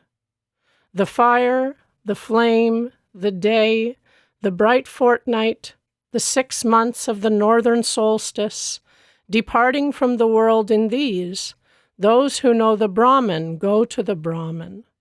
Smoke, night, the dark fortnight, the 6 months of the southern solstice, dying in these, the devotee goes to the lunar light and returns. These two paths, bright and dark, are deemed to be eternal in this world. By the one, a man goes never to return. By the other, he comes back. Knowing these two paths, O son of Pritha, no devotee is deluded. Therefore, at all times be possessed of devotion, O Arjuna. A devotee knowing all this obtains all the holy fruit which is prescribed for study of the Vedas, for sacrifices, and also for penances and gifts, and he attains to the highest and primeval seat. Chapter 9. Raja Vidya Raja Guya Yoga, the yoga of royal knowledge and royal secret. Now I will speak to you, who are not given to carping, of that most mysterious knowledge, accompanied by experience, by knowing which you will be released from evil. It is the chief among the sciences, the chief among the mysteries. It is the best means of sanctification. It is imperishable, not opposed to the sacred law. It is to be apprehended directly, and is easy to practice. O terror of your foes, those men who have no faith in this holy doctrine, return to the path of this mortal world without attaining to me. This whole universe is pervaded by me in an unperceived form. All entities live in me, but I do not live in them. Nor yet do all entities live in me. See my divine power. Supporting all entities and producing all entities, myself lives not in those entities. As the great and ubiquitous atmosphere always remains in space, know that similarly all entities live in me. At the expiration of a kalpa, O son of Kunti, all entities enter my nature, and at the beginning of a kalpa, I again bring them forth. Taking the control of my own nature, I bring forth again and again this whole collection of entities, without a will of its own, by the power of nature. But, O Arjuna, these actions do not fetter me, who remain like one unconcerned, and who am unattached to those actions. Nature gives birth to movables and immovables through me, the supervisor, and by reason of that, O son of Kunti, the universe revolves. Deluded people of vain hopes, vain acts, vain knowledge, whose minds are disordered, and who are inclined to the delusive nature of asuras and rakshasas, not knowing my highest nature as great Lord of all entities, disregard me as I have assumed a human body. But the high-souled ones, O son of Pritha, who are inclined to the godlike nature, knowing me as the inexhaustible source of all entities, worship me with minds not turned elsewhere. Constantly glorifying me and exerting themselves, firm in their vows, and saluting me with reverence, they worship me, being always devoted. And others again, offering up the sacrifice of knowledge, worship me as one, as distinct, and as all-pervading in numerous forms. I am the Kratu, I am the Yajna, I am the Svada, I the product of the herbs, I am the sacred verse, I too am the sacrificial butter, and I the fire, I the offering. I am the father of this universe, the mother, the creator, the grandsire, the thing to be known, the means of sanctification, the syllable Aum, the Rik, Saman, and Yagus also, the goal, the sustainer, the Lord, the supervisor, the residence, the asylum, the friend, the source, and that in which it merges, the support, the receptacle, and the inexhaustible seed. I cause heat, and I send forth and stop showers. I am immortality and also death. And I, O Arjuna, am that which is and that which is not. Those who know the three branches of knowledge, who drink the soma juice, whose sins are washed away, offer sacrifices and pray to me for a passage into heaven. And reaching the holy world of the Lord of gods, they enjoy in the celestial regions the celestial pleasures of the gods. And having enjoyed that great heavenly world, they enter the mortal world when their merit is exhausted. Thus, those who wish for objects of desire and resort to the ordinances of the three Vedas obtain as the fruit going and coming. To those men who worship me, meditating on me and on no one else, and who are constantly devoted, I give new gifts and preserve what is acquired by them. Even those, O son of Kunti, who being devotees of other divinities worship with faith, worship me only, but irregularly.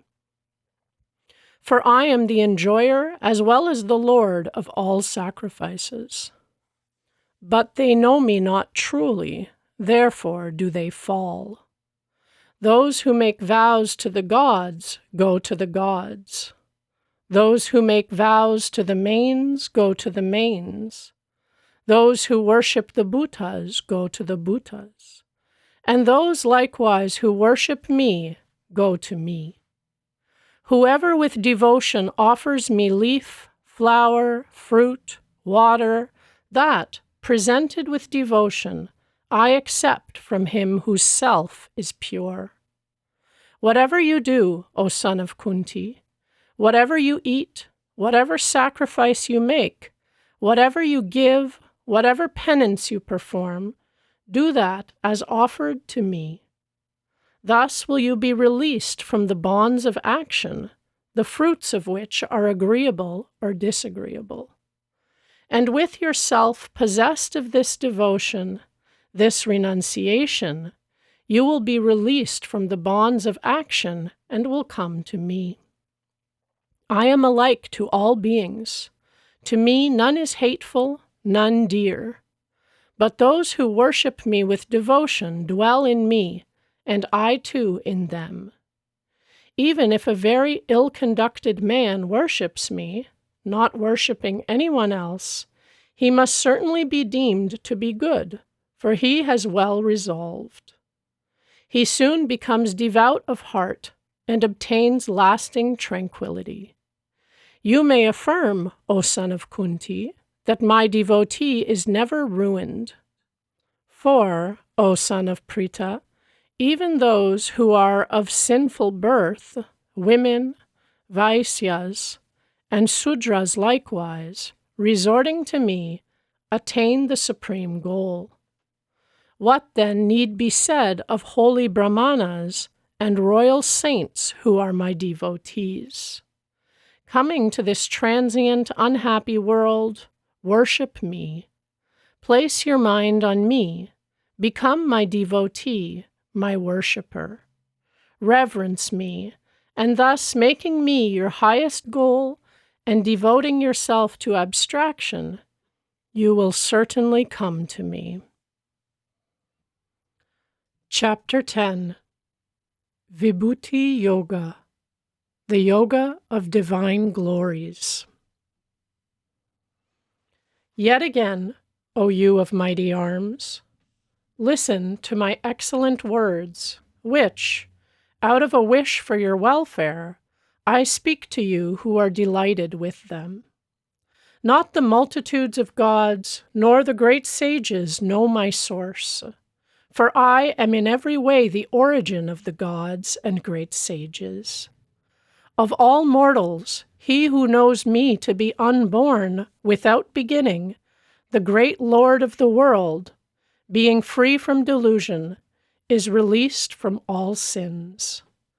Intelligence, knowledge, freedom from delusion, forgiveness, truth, restraint of the senses, tranquility, pleasure, pain, birth, death, fear, and also security, harmlessness, equability, contentment, penance, making gifts, glory, disgrace. All these different tempers of living beings are from me alone. The 7 great sages, and likewise the 4 ancient Manus, whose descendants are all these people in the world, were all born from my mind, partaking of my powers. Whoever correctly knows these powers and emanations of mine becomes possessed of devotion free from indecision. Of this there is no doubt. The wise, full of love, worship me, believing that I am the origin of all, and that all moves on through me. Placing their minds on me, offering their lives to me, instructing each other, and speaking about me, they are always contented and happy. To these, who are constantly devoted, and who worship with love, I give that knowledge by which they attain to me. And remaining in their hearts, I destroy, with the brilliant lamp of knowledge, the darkness born of ignorance in such men only, out of compassion for them. Arjuna said, "You are the supreme Brahman, the supreme goal, the holiest of the holy. All sages, as well as the divine sage Narada, Asita, Devala, and Vyasa, call you the eternal being, divine, the first God, the unborn, the all-pervading. And so, too, you tell me yourself, O Kesava. I believe all this that you tell me to be true. For, O Lord, neither the gods nor demons understand your manifestation. You only know yourself by yourself. O best of beings, creator of all things, Lord of all things, God of gods, Lord of the universe, be pleased to declare without exception your emanations, by which emanations you stand pervading all these worlds. How shall I know you, O you of mystic power, always meditating on you? And in what various entities, O Lord, should I meditate on you? Again, O Ganardana, do you yourself declare your powers and emanations? Because hearing this nectar, I still feel no satiety."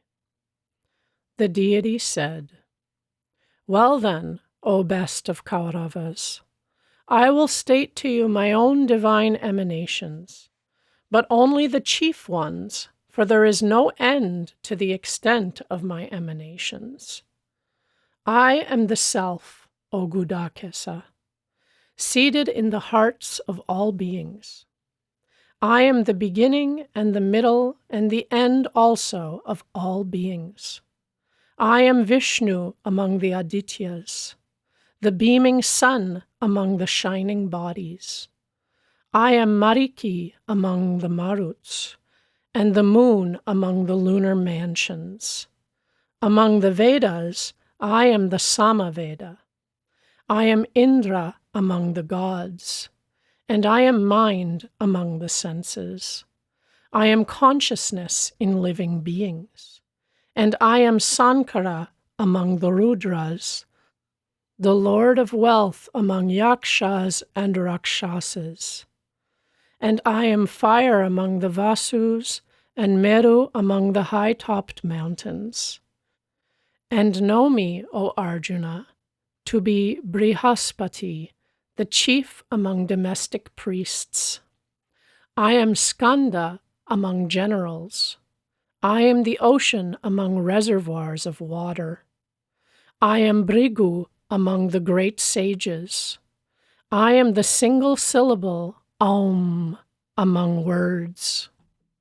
Among sacrifices, I am the Gapa sacrifice, the Himalaya among the firmly fixed mountains, the Asvata among all trees, and Narada among divine sages, Kitarata among the heavenly choristers, the sage Kapila among the Siddhas. Among horses, know me to be Ukaisravas, brought forth by the labors for the nectar, and Airavata among the great elephants, and the ruler of men among men. I am the thunderbolt among weapons, the wish-giving cow among cows. And I am love which generates. Among serpents I am Vasuki. Among Naga snakes I am Ananta. I am Varuna among aquatic beings, and I am Aryaman among the mains, and Yama among rulers. Among demons, too, I am Pralhada. I am the king of death, Kala, time, among those that count. Among beasts, I am the lord of beasts, and the son of Vinata among birds. I am the wind among those that blow. I am Rama among those that wield weapons. Among fishes, I am Makara, and among streams, the Ganavi. Of created things, I am the beginning and the end, and the middle also, O Arjuna. Among sciences, I am the science of the Adhyatma, and I am the argument of controversialists. Among letters, I am the letter A, and among the group of compounds, the copulative compound. I myself am time inexhaustible, and I the Creator whose faces are in all directions. I am death who seizes all, and the source of what is to be. And among females, fame, fortune, speech, memory, intellect, courage, forgiveness. Likewise, among Saman hymns, I am the Brihat Saman, and the Gayatri among meters. I am Margasarsha among the months, the spring among the seasons. Of cheats, I am the game of dice. I am the glory of the glorious. I am victory. I am industry. I am the goodness of the good. I am Vasudeva among the descendants of Vrishni, and Arjuna among the Pandavas. Among sages also, I am Vyasa, and among the discerning ones, I am the discerning Usanas. I am the rod of those that restrain, and the policy of those that desire victory. I am silence respecting secrets. I am the knowledge of those that have knowledge, and, O Arjuna, I am also that which is the seed of all things. There is nothing movable or immovable which can exist without me. O terror of your foes, there is no end to my divine emanations. Here I have declared the extent of those emanations only in part. Whatever thing there is of power, or glorious, or splendid, know all that to be produced from portions of my energy. Or rather, O Arjuna, what have you to do, knowing all this at large? I stand supporting all this by but a single portion of myself.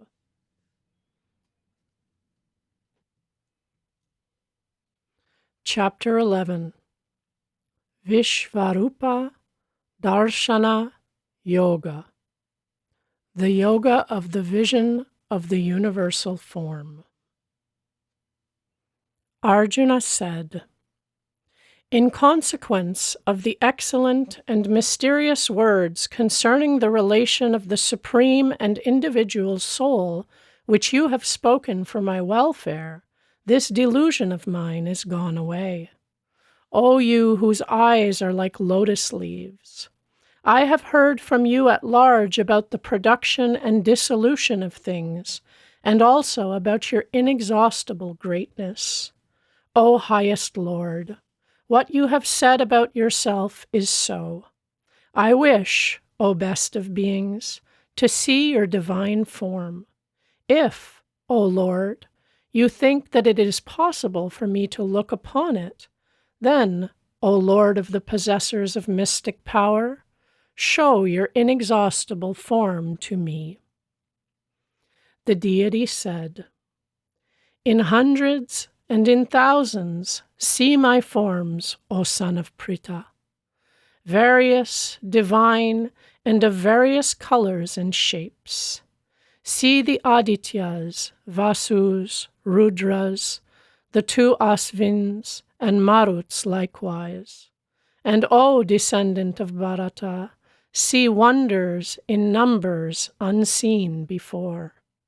Within my body, O Gudakasa, see today the whole universe, including everything movable and immovable, all in one, and whatever else you wish to see. But you will not be able to see me with merely this eye of yours. I give you an eye divine. Now see my divine power. Sanjaya said, having spoken thus, O king, Hari, the great lord of the possessors of mystic power, then showed to the son of Pritha his supreme divine form, having many mouths and eyes, having within it many wonderful sights, having many celestial ornaments, having many celestial weapons held erect, wearing celestial flowers and vestments, having an anointment of celestial perfumes, full of every wonder, the infinite deity with faces in all directions. If in the heavens the luster of 1,000 suns burst forth all at once, that would be like the luster of that mighty one. There the son of Pandu then observed in the body of the god of gods the whole universe all in one, and divided into numerous divisions. The Dhananjaya, filled with amazement, and with hair standing on end, bowed his head before the god and spoke with joined hands. Arjuna said, O God, I see within your body the gods, as also all the groups of various beings, and the Lord Brahman seated on his lotus seat, and all the sages and celestial snakes. I see you, who are of countless forms, possessed of many arms, stomachs, mouths, and eyes on all sides. And, O Lord of the universe, O you of all forms, I do not see your end or middle or beginning. I see you bearing a coronet and a mace and a discus, a mass of glory, brilliant on all sides, difficult to look at, having on all sides the effulgence of a blazing fire or sun, and indefinable. You are indestructible, the supreme one to be known. You are the highest support of this universe. You are the inexhaustible protector of everlasting piety. I believe you to be the eternal being.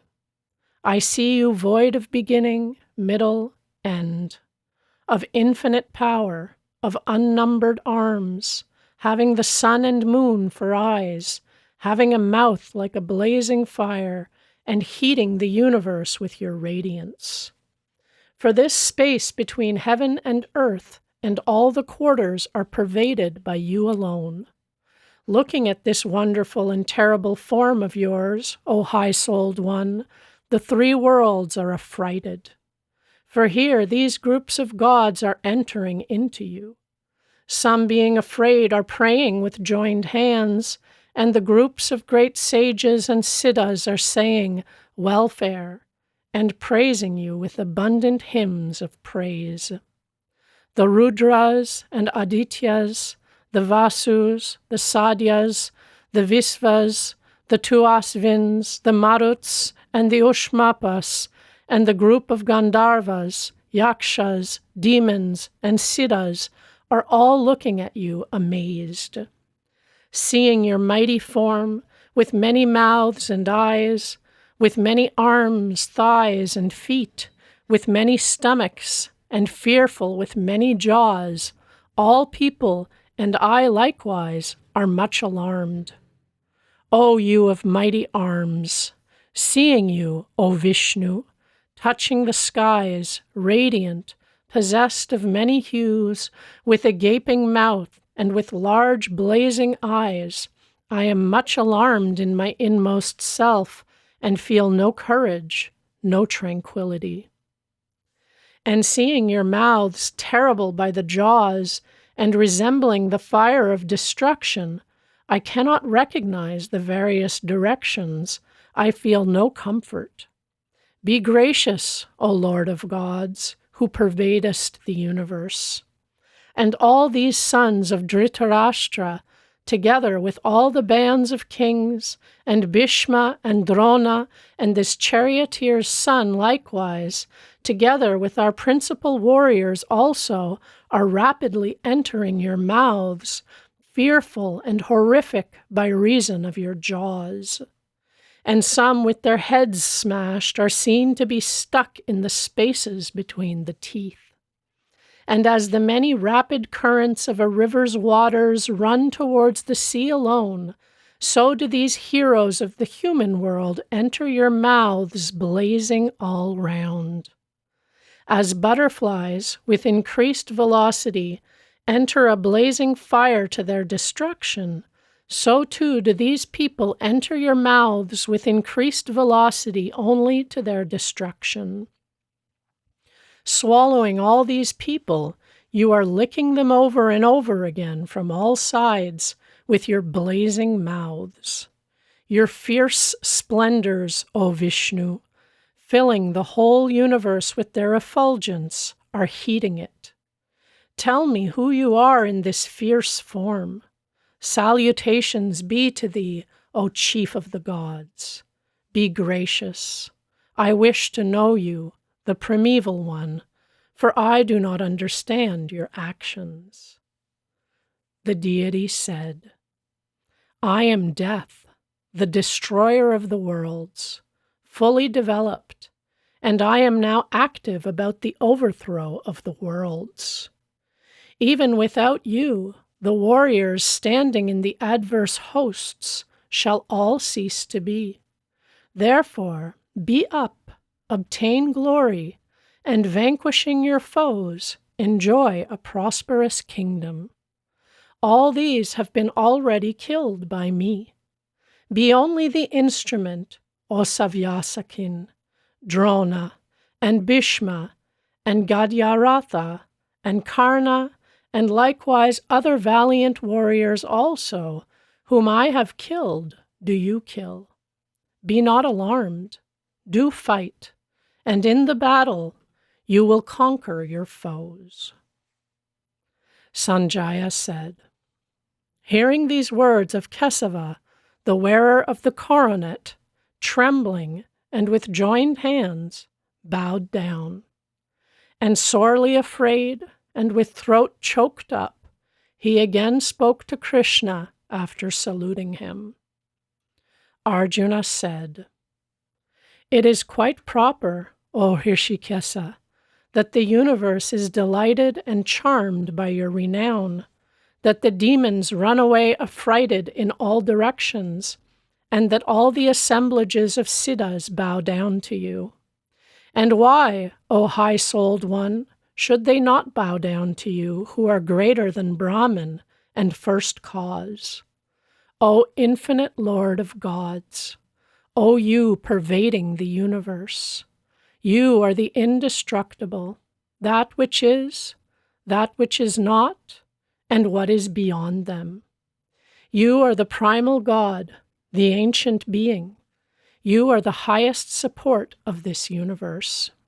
You are that which has knowledge, that which is the object of knowledge. You are the highest goal. By you is this universe pervaded, O you of infinite forms. You are the wind, Yama, fire, Varuna, the moon, you, Pragapati, and the great grandsire. Obeisance be to thee 1,000 times, and again obeisance to thee. In front and from behind, obeisance to thee. Obeisance be to thee from all sides, O you who are all. You are of infinite power, of unmeasured glory. You pervade all, and therefore you are all. Whatever I have said contemptuously, for instance, O Krishna, O Yadava, O friend, thinking you to be my friend, and not knowing your greatness as shown in this universal form, or through friendliness, or incautiously. And whatever disrespect I have shown you for purposes of merriment, on occasions of play, sleep, dinner, or sitting together, whether alone or in the presence of friends, for all that, O undegraded one, I ask pardon of you who are indefinable. You are the Father of the world movable and immovable. You, its great and venerable Master. There is none equal to you. Whence can there be one greater, O you whose power is unparalleled in all the three worlds. Therefore I bow and prostrate myself, and would propitiate you, the praiseworthy Lord. Be pleased, O God, to pardon my guilt, as a father that of his son, a friend that of his friend, or a husband that of his beloved. I am delighted at seeing what I had never seen before, and my heart is also alarmed by fear. Show me that same form, O God. Be gracious, O Lord of gods. O you pervading the universe. I wish to see you bearing the coronet and the mace with the discus in your hand, just the same as before. O you of 1,000 arms, O you of all forms, assume that same four-handed form. The deity said, O Arjuna, being pleased with you, I have by my own mystic power shown you this supreme form, full of glory, universal, infinite, primeval, and which has not been seen before by anyone else but you, O you hero among the Kauravas. I cannot be seen in this form by anyone but you, even by the help of the study of the Vedas or of sacrifices, nor by gifts, nor by actions, nor by fierce penances. Be not alarmed, be not perplexed at seeing this form of mine, fearful like this. Free from fear, and with delighted heart, see now again that same form of mine. Sanjaya said, having thus spoken to Arjuna, Vasudeva again showed his own form, and the high-souled one, becoming again of a mild form, comforted him who had been affrighted. Arjuna said, O Ganardana, seeing this mild human form of yours, I am new in my right mind and have come to my normal state. The deity said, even the gods are always desiring to see this form of mine, which it is difficult to get a sight of, and which you have seen. I cannot be seen, as you have seen me, by means of the Vedas, not by penance, not by gift, nor yet by sacrifice, but, O Arjuna, by devotion to me exclusively. I can in this form be truly known, seen, and assimilated with, O terror of your foes, he who performs acts for propitiating me, to whom I am the highest object, who is my devotee, who is free from attachment, and who has no enmity toward any being. He, O son of Pandu, comes to me. Chapter 12.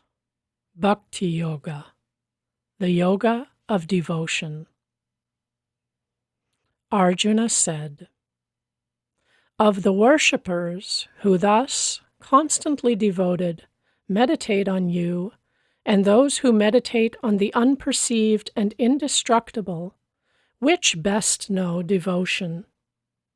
The deity said, those who, being constantly devoted and possessed of the highest faith, worship me with a mind fixed on me, are deemed by me to be the most devoted.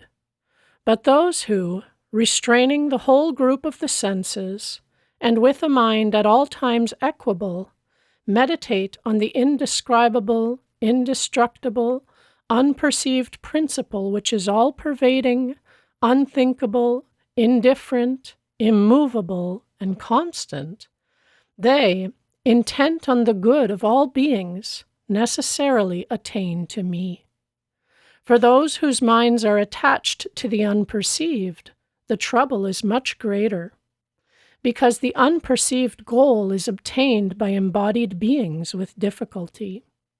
As to those, however, O son of Pritha, who, dedicating all their actions to me and holding me as their highest goal, worship me, meditating on me with a devotion towards none besides me, and whose minds are fixed on me, I, without delay, come forward as their deliverer from the ocean of this world of death.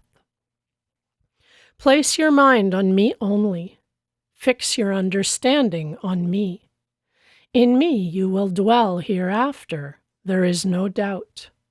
But if you are unable to fix your mind steadily on me, then, O Dhananjaya, endeavor to obtain me by the abstraction of mind resulting from continuous meditation. If you are unequal even to continuous meditation, then let acts for propitiating me be your highest aim.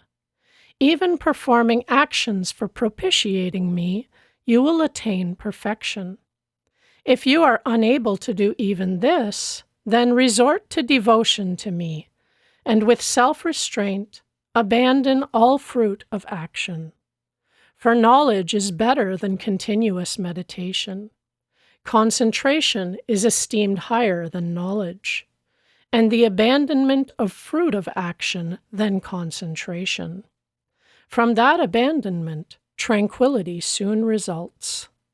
That devotee of mine, who hates no being, who is friendly and compassionate, who is free from egoism and from the idea that this or that is mine, to whom happiness and misery are alike, who is forgiving, contented, constantly devoted, self-restrained, and firm in his determinations, and whose mind and understanding are devoted to me, he is dear to me.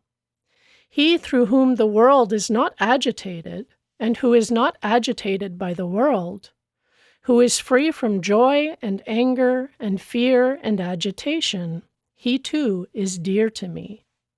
That devotee of mine, who is unconcerned, pure, assiduous, impartial, free from distress, who abandons all actions for fruit, he is dear to me. He who is full of devotion to me, who feels no joy and no aversion, who does not grieve and does not desire, who abandons both what is agreeable and what is disagreeable, he is dear to me.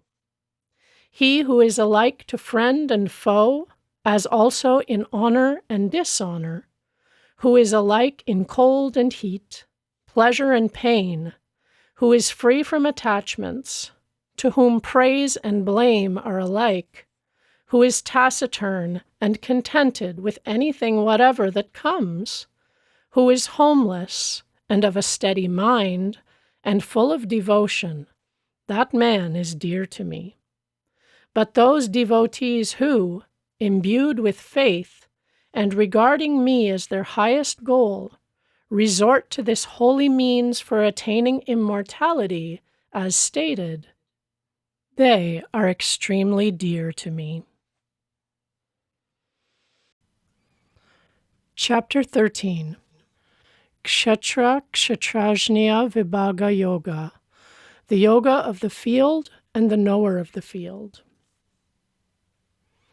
The deity said, "This body, O son of Kunti, is called Kshetra, and the learned call him who knows it the Kshetrajña. And know me also, O descendant of Bharata, to be the Kshetrajña in all Kshetras. The knowledge of Kshetra and Kshetrajña is deemed by me to be real knowledge. Now hear from me in brief what that Kshetra is, what it is like, what changes it undergoes, and whence it comes, and what is he, and what his powers, all which is sung in various ways by sages in numerous hymns, distinctly, and in well-settled texts full of argument, giving indications or full instruction about the Brahman. The great elements, egoism, the understanding, the unperceived also, the 10 senses, and the one, and the 5 objects of sense, desire, aversion, pleasure, pain, body, consciousness, courage, thus in brief has been declared the Kshetra with changes. absence of vanity, absence of ostentatiousness, absence of hurtfulness, forgiveness, straightforwardness, devotion to a preceptor, purity, steadiness, self-restraint, indifference towards objects of sense, and also absence of egoism. Perception of the misery and evil of birth, death, old age, and disease. Absence of attachment, absence of self-identifying regard for son, wife, home, and so forth, and constant equability on the approach of both what is agreeable and what is disagreeable. Unswerving devotion to me without meditation on anyone else. Resorting to clean places, distaste for assemblages of men, constancy in knowledge of the relation of the individual self to the Supreme, perception of the object of knowledge of the truth, this is called knowledge. That is ignorance which is opposed to this. I will declare that which is the object of knowledge, knowing which one reaches immortality. The highest Brahman, having no beginning nor end, which cannot be said to be existent or non-existent. It has hands and feet on all sides. It has eyes, heads, and faces on all sides. It has ears on all sides. It stands pervading everything in the world. Possessed of the qualities of all the senses, but devoid of all senses. Unattached, it supports all, is devoid of qualities, and the enjoyer of qualities. It is within all things and without them. It is movable and also immovable. It is unknowable through its subtlety. It stands afar and near, not different in different things, but standing as though different. It should be known to be the supporter of all things, and that which absorbs and creates them. It is the radiance even of the radiant bodies. It is said to be beyond darkness. It is knowledge, the object of knowledge, that which is to be attained to by knowledge, and placed in the heart of all. Thus, in brief, have kshetra, knowledge, and the object of knowledge been declared. My devotee, knowing this, becomes fit for assimilation with me.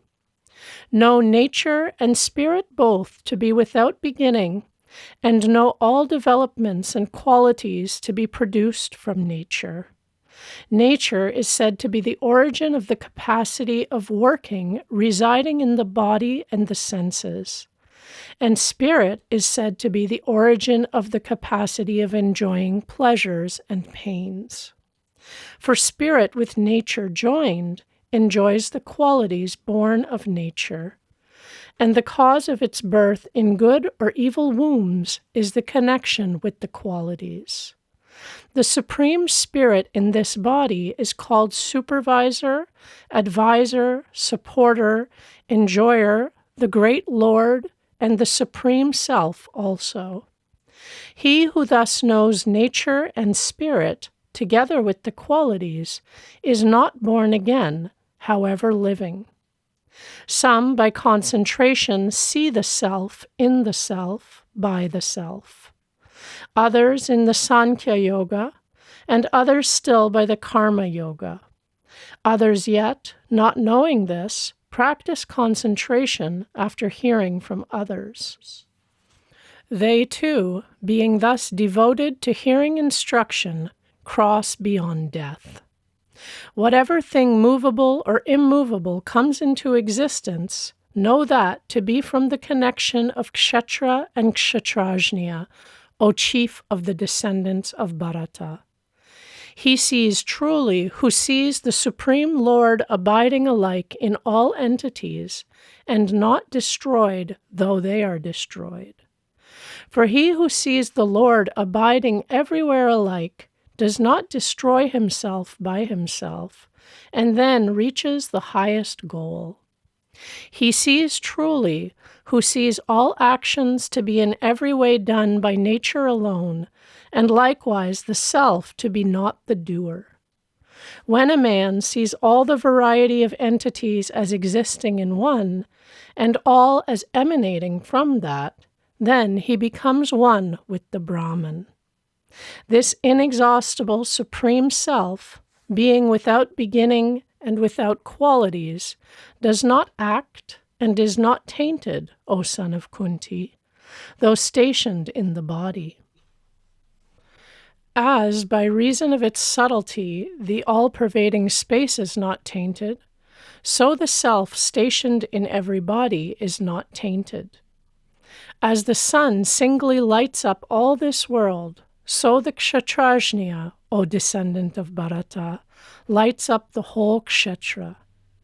Those who, with the eye of knowledge, thus understand the difference between Kshetra and Kshatrajña and the destruction of the nature of all entities, go to the Supreme. Chapter 14. Guna Traya Vibhaga Yoga, the Yoga of the Division of the Three Gunas. The deity said, "Again I will declare to you the highest knowledge, the best of all sorts of knowledge, having learnt which all sages have reached perfection beyond the bonds of this body. Those who, resorting to this knowledge, reach assimilation with my essence, are not born at the creation and are not afflicted at the destruction of the universe. The great Brahman is a womb for me, in which I cast the seed. From that, O descendant of Bharata, is the birth of all things. Of the bodies, O son of Kunti, which are born from all wombs, the main womb is the great Brahman, and I am the father, the giver of the seed. Goodness, passion, darkness, these qualities born from nature, O you of mighty arms, bind down the inexhaustible soul in the body. Of these, goodness, which in consequence of being untainted, is enlightening and free from all misery, binds the soul. O sinless one, with the bond of pleasure and the bond of knowledge, know that passion consists in being enamored, and is produced from craving and attachment. That, O son of Kunti, binds down the embodied self with the bond of action. Darkness you must know to be born of ignorance. It deludes all embodied selves. And that, O descendant of Bharata, binds down the self with heedlessness, indolence, and sleep. Goodness unites the self with pleasure. Passion, O descendant of Bharata, with action. And darkness with heedlessness, after shrouding up knowledge. Passion and darkness being repressed, goodness stands, O descendant of Bharata. Passion and goodness being repressed, darkness. And likewise, darkness and goodness being repressed, passion. When in this body at all portals light, that is to say, knowledge, prevails, then should one know goodness to be developed. Avarice, activity, performance of actions, want of tranquility, desire, these are produced, O chief of the descendants of Bharata, when passion is developed. Want of light, want of activity, heedlessness, and delusion, these are produced, O descendant of Kuru, when darkness is developed. When an embodied self encounters death, while goodness is developed, then he reaches the untainted worlds of those who know the highest. Encountering death during the prevalence of passion, he is born among those attached to action. Likewise, dying during the prevalence of darkness, he is born in the wombs of the ignorant. The fruit of meritorious action is said to be good, untainted, while the fruit of passion is misery, and the fruit of darkness, ignorance. From goodness is produced knowledge, from passion, avarice, and from darkness, heedlessness and delusion and ignorance also. Those who adhere to the ways of goodness go up. The passionate remain in the middle, while those of the qualities of darkness, adhering to the ways of the lowest quality, go down. When a right-seeing person sees none but the qualities to be the doers of all actions, and knows what is above the qualities, he enters into my essence.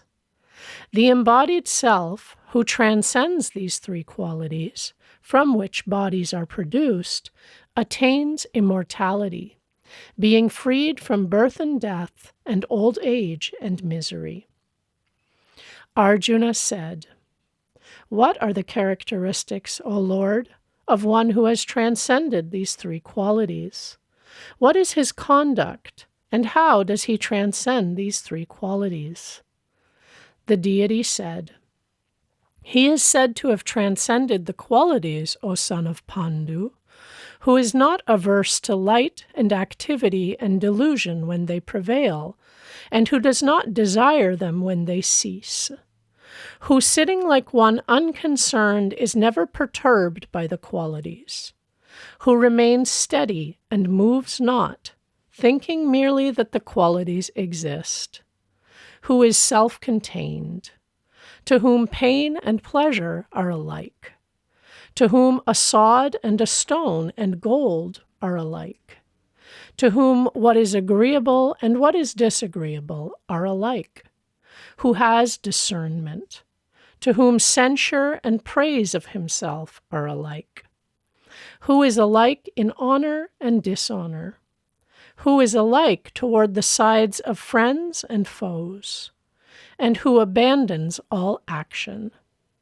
And he who worships me with an unswerving devotion transcends these qualities and becomes fit for entrance into the essence of the Brahman.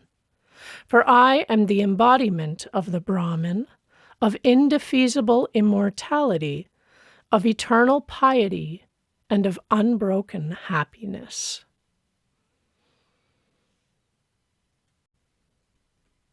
Chapter 15.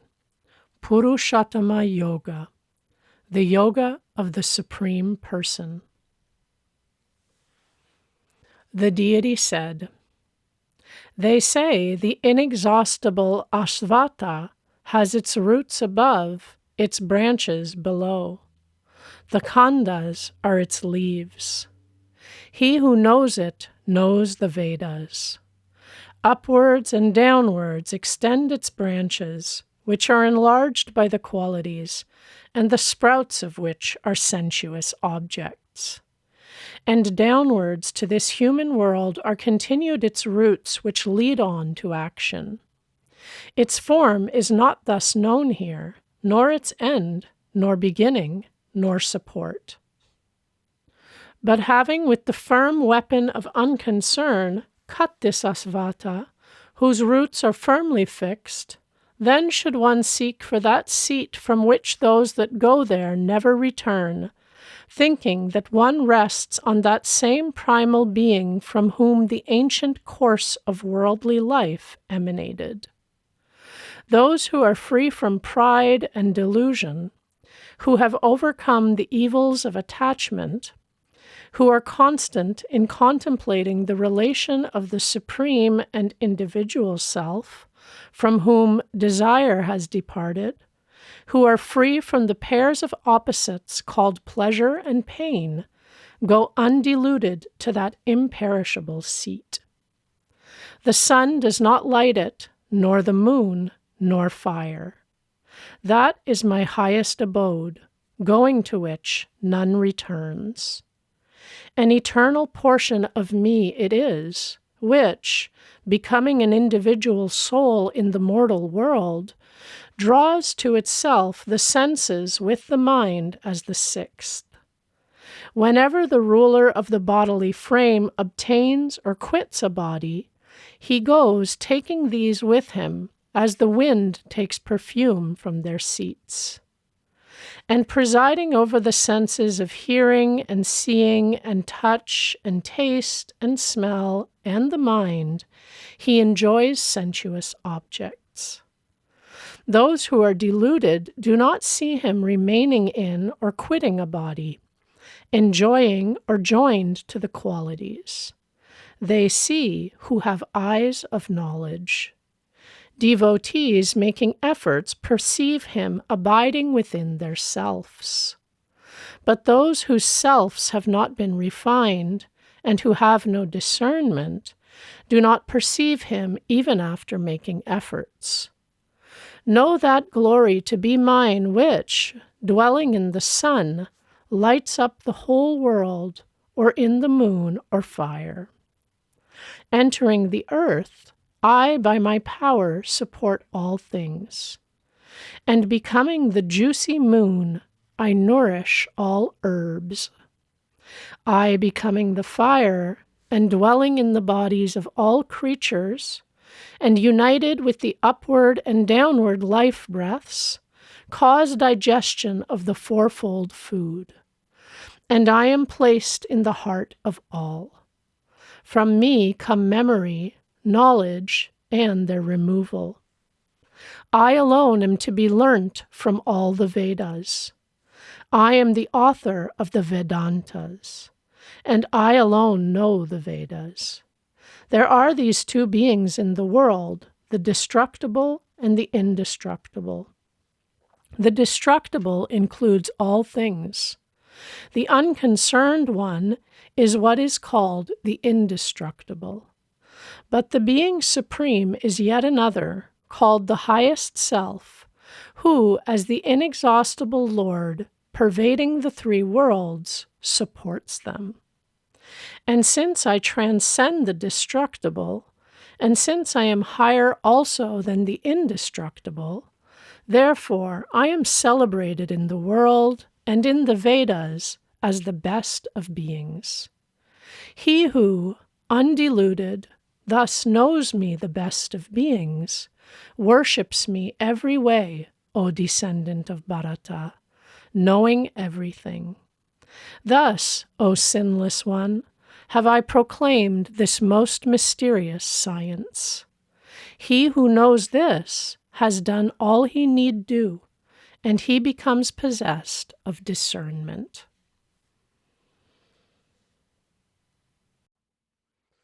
Chapter 16. Daivasura Sampad Vibhagya Yoga, the yoga of the division between divine and demonic natures. Freedom from fear, purity of heart, perseverance in pursuit of knowledge and abstraction of mind, gifts, self-restraint and sacrifice, study of the Vedas, penance, straightforwardness, harmlessness, truth, freedom from anger, renunciation, tranquility, freedom from the habit of backbiting, compassion for all beings, freedom from avarice, gentleness, modesty, absence of vain activity, noble-mindedness, forgiveness, courage, purity, freedom from a desire to injure others, absence of vanity. These, O descendant of Bharata, are his who is born to godlike endowments. Ostentatiousness, pride, vanity, anger, and also harshness and ignorance are his, O son of Pritha, who is born to demoniac endowments. Godlike endowments are deemed to be means for final emancipation, demoniac for bondage. Grieve not, O descendant of Bharata. You are born to godlike endowments. There are two classes of created beings in this world, the godlike and the demoniac. The godlike class has been described at length. Now hear from me, O son of Pritha, about the demoniac. Demoniac persons know not action or inaction, neither purity, nor yet correct conduct, nor veracity are in them. They say the universe is devoid of truth, devoid of fixed principle, and devoid of a ruler, produced by union of male and female caused by lust and nothing else. Holding this view, these enemies of the world, of ruined selves, of little knowledge, and of ferocious actions, are born for the destruction of the world. Entertaining insatiable desire, full of vanity, ostentatiousness, and frenzy, they adopt false notions through delusion and engage in unholy observances. Indulging in boundless thoughts ending with death, given up to the enjoyment of objects of desire, being resolved that that is all, bound down by nets of hopes in hundreds, given up to anger and desire, they wish to obtain heaps of wealth unfairly for enjoying objects of desire. This have I obtained today. This wish I will obtain. This wealth is mine, and this also shall be mine. This foe I have killed. Others too I will destroy. I am Lord. I am the enjoyer. I am perfect, strong, happy. I have wealth. I am of noble birth. Who else is like me? I will sacrifice. I will make gifts. I will rejoice. Thus, deluded by ignorance, tossed about by numerous thoughts, surrounded by the net of delusion, and attached to the enjoyment of objects of desire, they fall down into impure hell. Honored only by themselves, void of humility, and full of the pride and frenzy of wealth, these calumniators of the virtuous perform sacrifices, which are sacrifices only in name, with ostentatiousness and against prescribed rules. Indulging their vanity, brute force, arrogance, lust, and anger, and hating me in their own bodies and in those of others. These enemies, ferocious, meanest of men, and unholy, I continually hurl down to these worlds only into demoniac wombs. Coming into demoniac wombs, deluded in every birth, they go down to the vilest state, O son of Kunti, without ever coming to me. Threefold is the way: to hell, ruinous to the self, lust, anger, and likewise avarice. Therefore, one should abandon this triad. Released from these three ways to darkness, O son of Kunti, a man works out his own welfare and then proceeds to the highest goal. He who, abandoning scripture ordinances, acts under the impulse of desire, does not attain perfection, nor happiness, nor the highest goal. Therefore, in discriminating between what should be done and what should not be done, your authority must be Scripture. And knowing what is declared by the ordinances of Scripture, you should perform action in this world. Chapter 17. Shraddha Traya Vibhaga Yoga. The three kinds of faith. Arjuna said, "What is the state of those, O Krishna, who worship with faith, but abandoning scripture ordinances? Goodness, passion, or darkness?" The deity said, "Faith is of three kinds in embodied beings. It is produced from dispositions. It is of the quality of goodness, of the quality of passion, and of the quality of darkness. Hear about it. The faith of all, O descendant of Bharata, is conformable to the heart. A being here is full of faith, and whatever a man's faith, that is a man himself. Those of the quality of goodness worship the gods. Those of the quality of passion, the yakshas and rakshasas. And the others, the people of the quality of darkness, worship departed spirits and the multitudes of bhutas.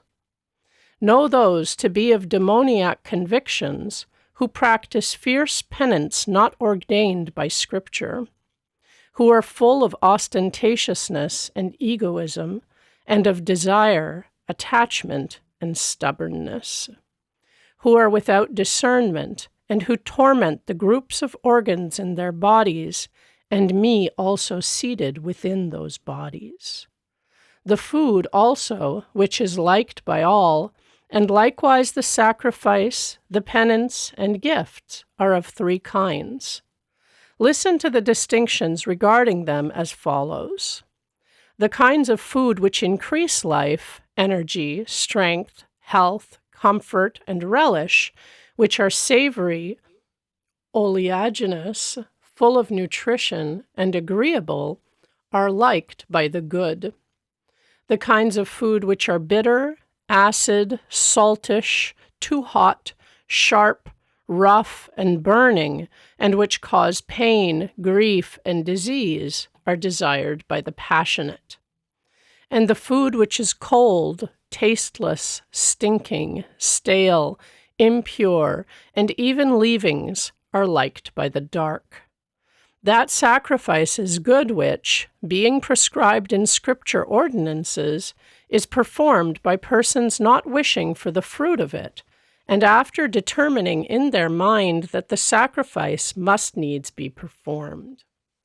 But when a sacrifice is performed, O highest of the descendants of Bharata, with an expectation of fruit from it, and for the purpose of ostentation, know that sacrifice to be passionate. They call that sacrifice dark, which is against the ordinances of Scripture, in which no food is dealt out to Brahmanas and company, which is devoid of mantras, devoid of dakshina presents, and which is without faith. Paying reverence to gods, Brahmanas, preceptors, and men of knowledge, purity, straightforwardness, life as a brahmacharin, and harmlessness, this is called the penance bodily. The speech which causes no sorrow, which is true, agreeable, and beneficial, and the study of the Vedas, this is called the penance vocal. Calmness of mind, mildness, taciturnity, self-restraint, and purity of heart, this is called the penance mental. This threefold penance, practiced with perfect faith, by men who do not wish for the fruit and who are possessed of devotion, is called good. The penance which is done for respect, honor, and reverence, and with ostentatiousness, and which is uncertain and transient, is here called passionate. And that penance is described as dark, which is performed under a misguided conviction, with pain to oneself, or for the destruction of another. That gift is said to be good, which is given because it ought to be given, to one who can do no service in return, at a proper place and time, and to a proper person. But that gift which is given with much difficulty, for a return of services, or even with an expectation of fruit, is said to be passionate. And that gift is described as dark, which is given to unfit persons, at an unfit place and time, without respect, and with contempt. Om, Tad, and Sat, this is said to be the threefold designation of the Brahman. By that, the Brahmanas and the Vedas and sacrifices were created in olden times. Hence, the performance by those who study the Brahman of sacrifices, gifts, and penances prescribed by the ordinances of Scripture, always commence after saying Om.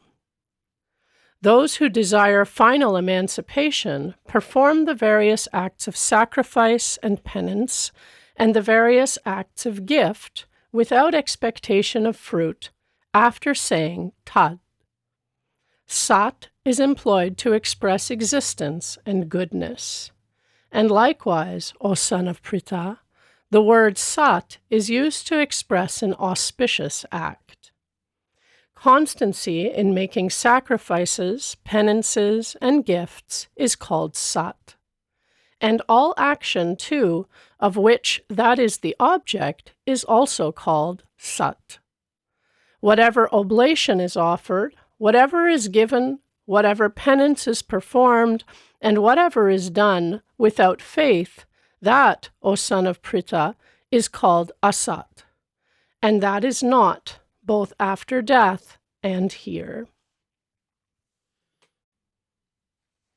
Chapter 18. Moksha Sannyasa Yoga.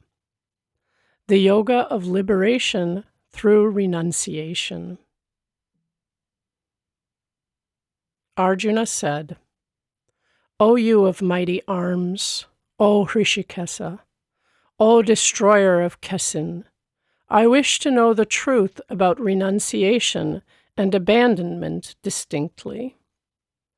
The deity said, By renunciation, the sages understand the rejection of actions done with desires. The wise call the abandonment of the fruit of all actions by the name abandonment. Some wise men say that action should be abandoned as being full of evil, and others that the actions of sacrifice, gift, and penance should not be abandoned. As to that abandonment, O best of the descendants of Bharata, listen to my decision, for abandonment, O bravest of men, is described to be threefold. The actions of sacrifice, gift, and penance should not be abandoned. They must needs be performed, for sacrifices, gifts, and penances are means of sanctification to the wise. But even these actions, O son of Pritha, should be performed, abandoning attachment and fruit. Such is my excellent and decided opinion. The renunciation of prescribed action is not proper. Its abandonment through delusion is described as of the quality of darkness. When a man abandons action merely as being troublesome through fear of bodily affliction, he does not obtain the fruit of abandonment by making such passionate abandonment. When prescribed action is performed, O Arjuna, abandoning attachment and fruit also, merely because it ought to be performed, that is deemed to be a good abandonment. He who is possessed of abandonment, being full of goodness and talented, and having his doubts destroyed, is not averse from unpleasant actions, is not attached to pleasant ones. Since no embodied being can abandon actions without exception, he is said to be possessed of abandonment who abandons the fruit of action. The threefold fruit of action, agreeable, disagreeable, and mixed, accrues after death to those who are not possessed of abandonment, but never to renouncers. Learn from me, O you of mighty arms, these 5 causes of the completion of all actions declared in the Sankhya system. The substratum, the agent likewise, the various sorts of organs, and the various and distinct movements, and within these the deities too as the 5th. Whatever action, just or otherwise, a man performs with his body, speech, and mind, these 5 are its causes. That being so, the undiscerning man, who being of an unrefined understanding, sees the agent in the immaculate self, sees not rightly. He who has no feeling of egoism, and whose mind is not tainted, even though he kills all these people, kills not, is not fettered by the action. Knowledge, the object of knowledge, the knower, threefold is the prompting to action. The instrument, the action, the agent, thus in brief is action threefold. Knowledge and action and agent are declared in the enumeration of qualities to be of three classes only, according to the difference of qualities. Hear about these also as they really are. Know that knowledge to be good, by which a man sees one entity, inexhaustible, and not different in all things apparently different from one another. Know that knowledge to be passionate, which is based on distinctions between different entities, which sees in all things various entities of different kinds. And that is described as dark, which clings to one created thing only as everything, which is devoid of reason, devoid of real principle, and insignificant. That action is called good, which is prescribed, which is devoid of attachment, which is not done from motives of affection or aversion, and which is done by one not wishing for the fruit. That is described as passionate, which occasions much trouble, is performed by one who wishes for objects of desire, or one who is full of egotism.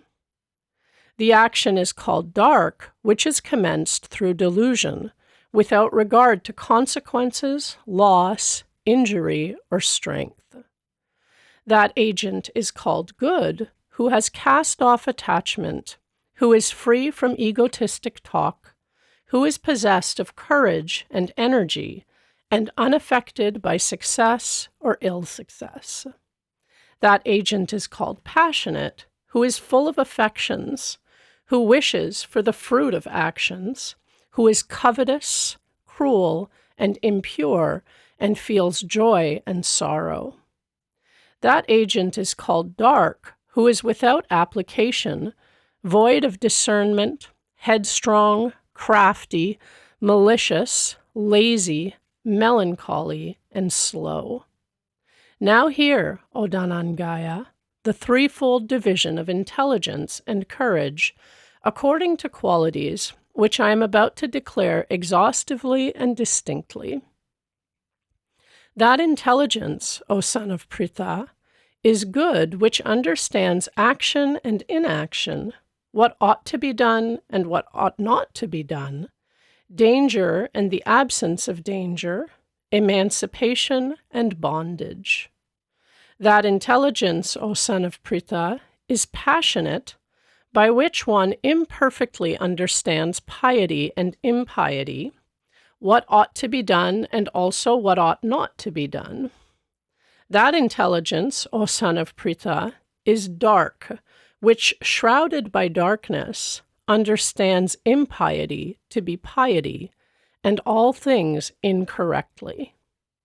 That courage, O son of Pritha, is good courage, which is unswerving, and by which one controls the operations of the mind, breath, and senses through abstraction. But, O Arjuna, that courage is passionate, by which one adheres to piety, lust, and wealth, and through attachment wishes, O son of Pritha, for the fruit. That courage is dark, O son of Pritha, by which an undiscerning man does not give up sleep, fear, sorrow, despondency, and folly. Now, O chief of the descendants of Bharata, hear from me about the three sorts of happiness.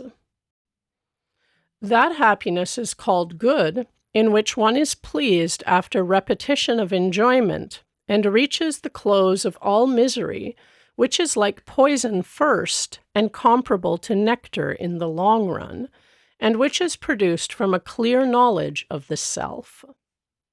That happiness is called passionate, which flows from contact between the senses and their objects, and which is at first comparable to nectar and in the long run like poison. That happiness is described as dark, which arises from sleep, laziness, heedlessness, which deludes the self both at first and in its consequences. There is no entity either on earth or in heaven among the gods which is free from these three qualities born of nature. The duties of Brahmanas, Kshatriyas, and Vaisyas, and of Sudras too, O terror of your foes, are distinguished according to the qualities born of nature. Tranquility, restraint of the senses, penance, purity, forgiveness, straightforwardness, also knowledge, experience, and belief in a future world. This is the natural duty of Brahmanas. Valor, glory, courage, dexterity, not slinking away from battle, gifts, exercise of lordly power, this is the natural duty of Kshatriyas. Agriculture, tending cattle, trade, this is the natural duty of Vaisyas. And the natural duty of Sudras, too, consists in service. Every man intent on his own respective duties obtains perfection. Listen now how one intent on one's own duty obtains perfection.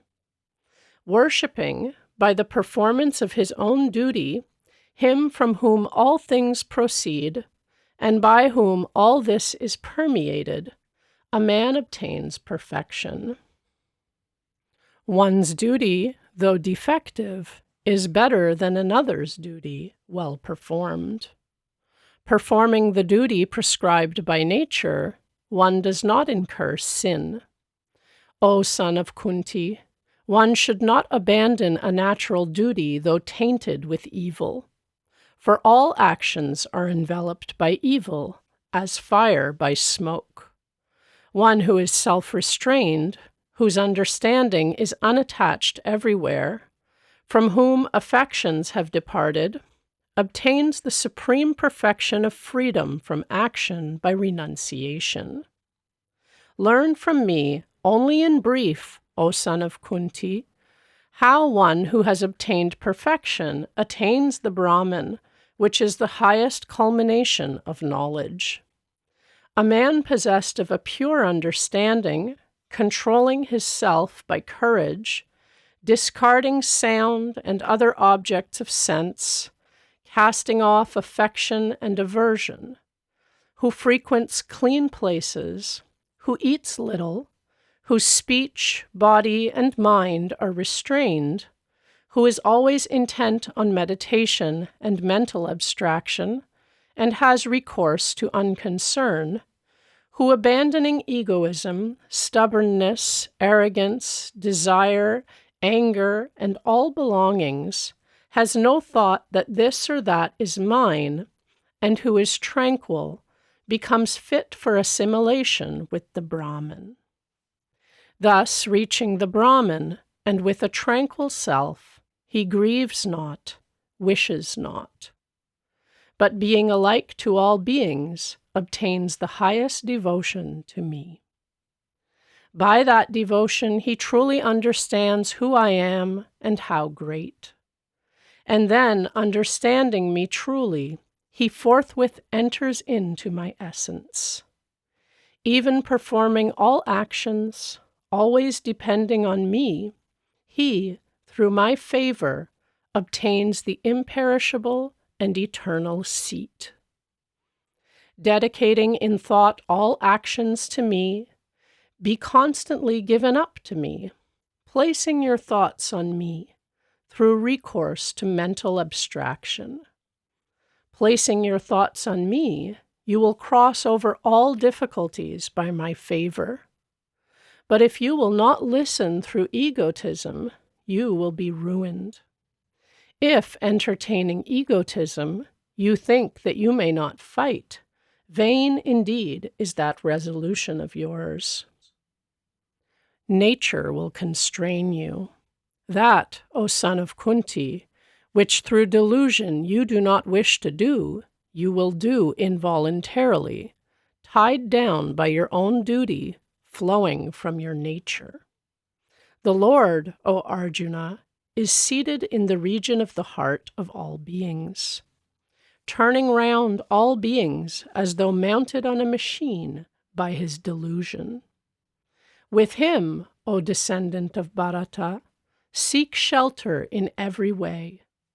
By his favor you will obtain the highest tranquility, the eternal seat. Thus have I declared to you the knowledge more mysterious than any mystery. Ponder over it thoroughly, and then act as you like. Once more, listen to my excellent words, most mysterious of all. Strongly I like you, therefore I will declare what is for your welfare. On me place your mind, become my devotee, sacrifice to me, reverence me, you will certainly come to me. I declare to you truly, you are dear to me. Forsaking all duties, come to me as your sole refuge. I will release you from all sins. Be not grieved. This you should never declare to one who performs no penance, who is not a devotee, nor to one who does not wait on some preceptor, nor yet to one who calumniates me. He who, with the highest devotion to me, will proclaim this supreme mystery among my devotees, will come to me, freed from all doubt. No one amongst men is superior to him in doing what is dear to me, and there will never be another on earth dearer to me than he. And he who will study this holy dialogue of ours will, such is my opinion, have offered to me the sacrifice of knowledge. And the man also, who with faith and without carping will listen to this, will be freed from sin and attain to the holy regions of those who perform pious acts. Have you listened to this, O son of Pritha, with a mind fixed on this one point only? Has your delusion caused by ignorance been destroyed, O Dhananjaya? Arjuna said, Destroyed is my delusion. By your favor, O undegraded one, I now recollect myself. I stand freed from doubts. I will do your bidding. Sanjaya said, Thus did I hear this dialogue between Vasudeva and the high-minded son of Pritha, a dialogue wonderful and causing the hair to stand on end. By the favor of Vyasa, I heard this highest mystery, this devotion, from Krishna himself, the Lord of the possessors of mystic power, who proclaimed it in person. O King, remembering and again remembering this wonderful and holy dialogue of Kesava and Arjuna, I rejoice over and over again. And remembering and again remembering that excessively wonderful form of Hari also, great is my amazement, O King. And I rejoice over and over again. Wherever is Krishna, the Lord of the possessors of mystic power, wherever is the great archer, the son of Pritha, there, in my opinion, are fortune, victory, prosperity, and eternal justice.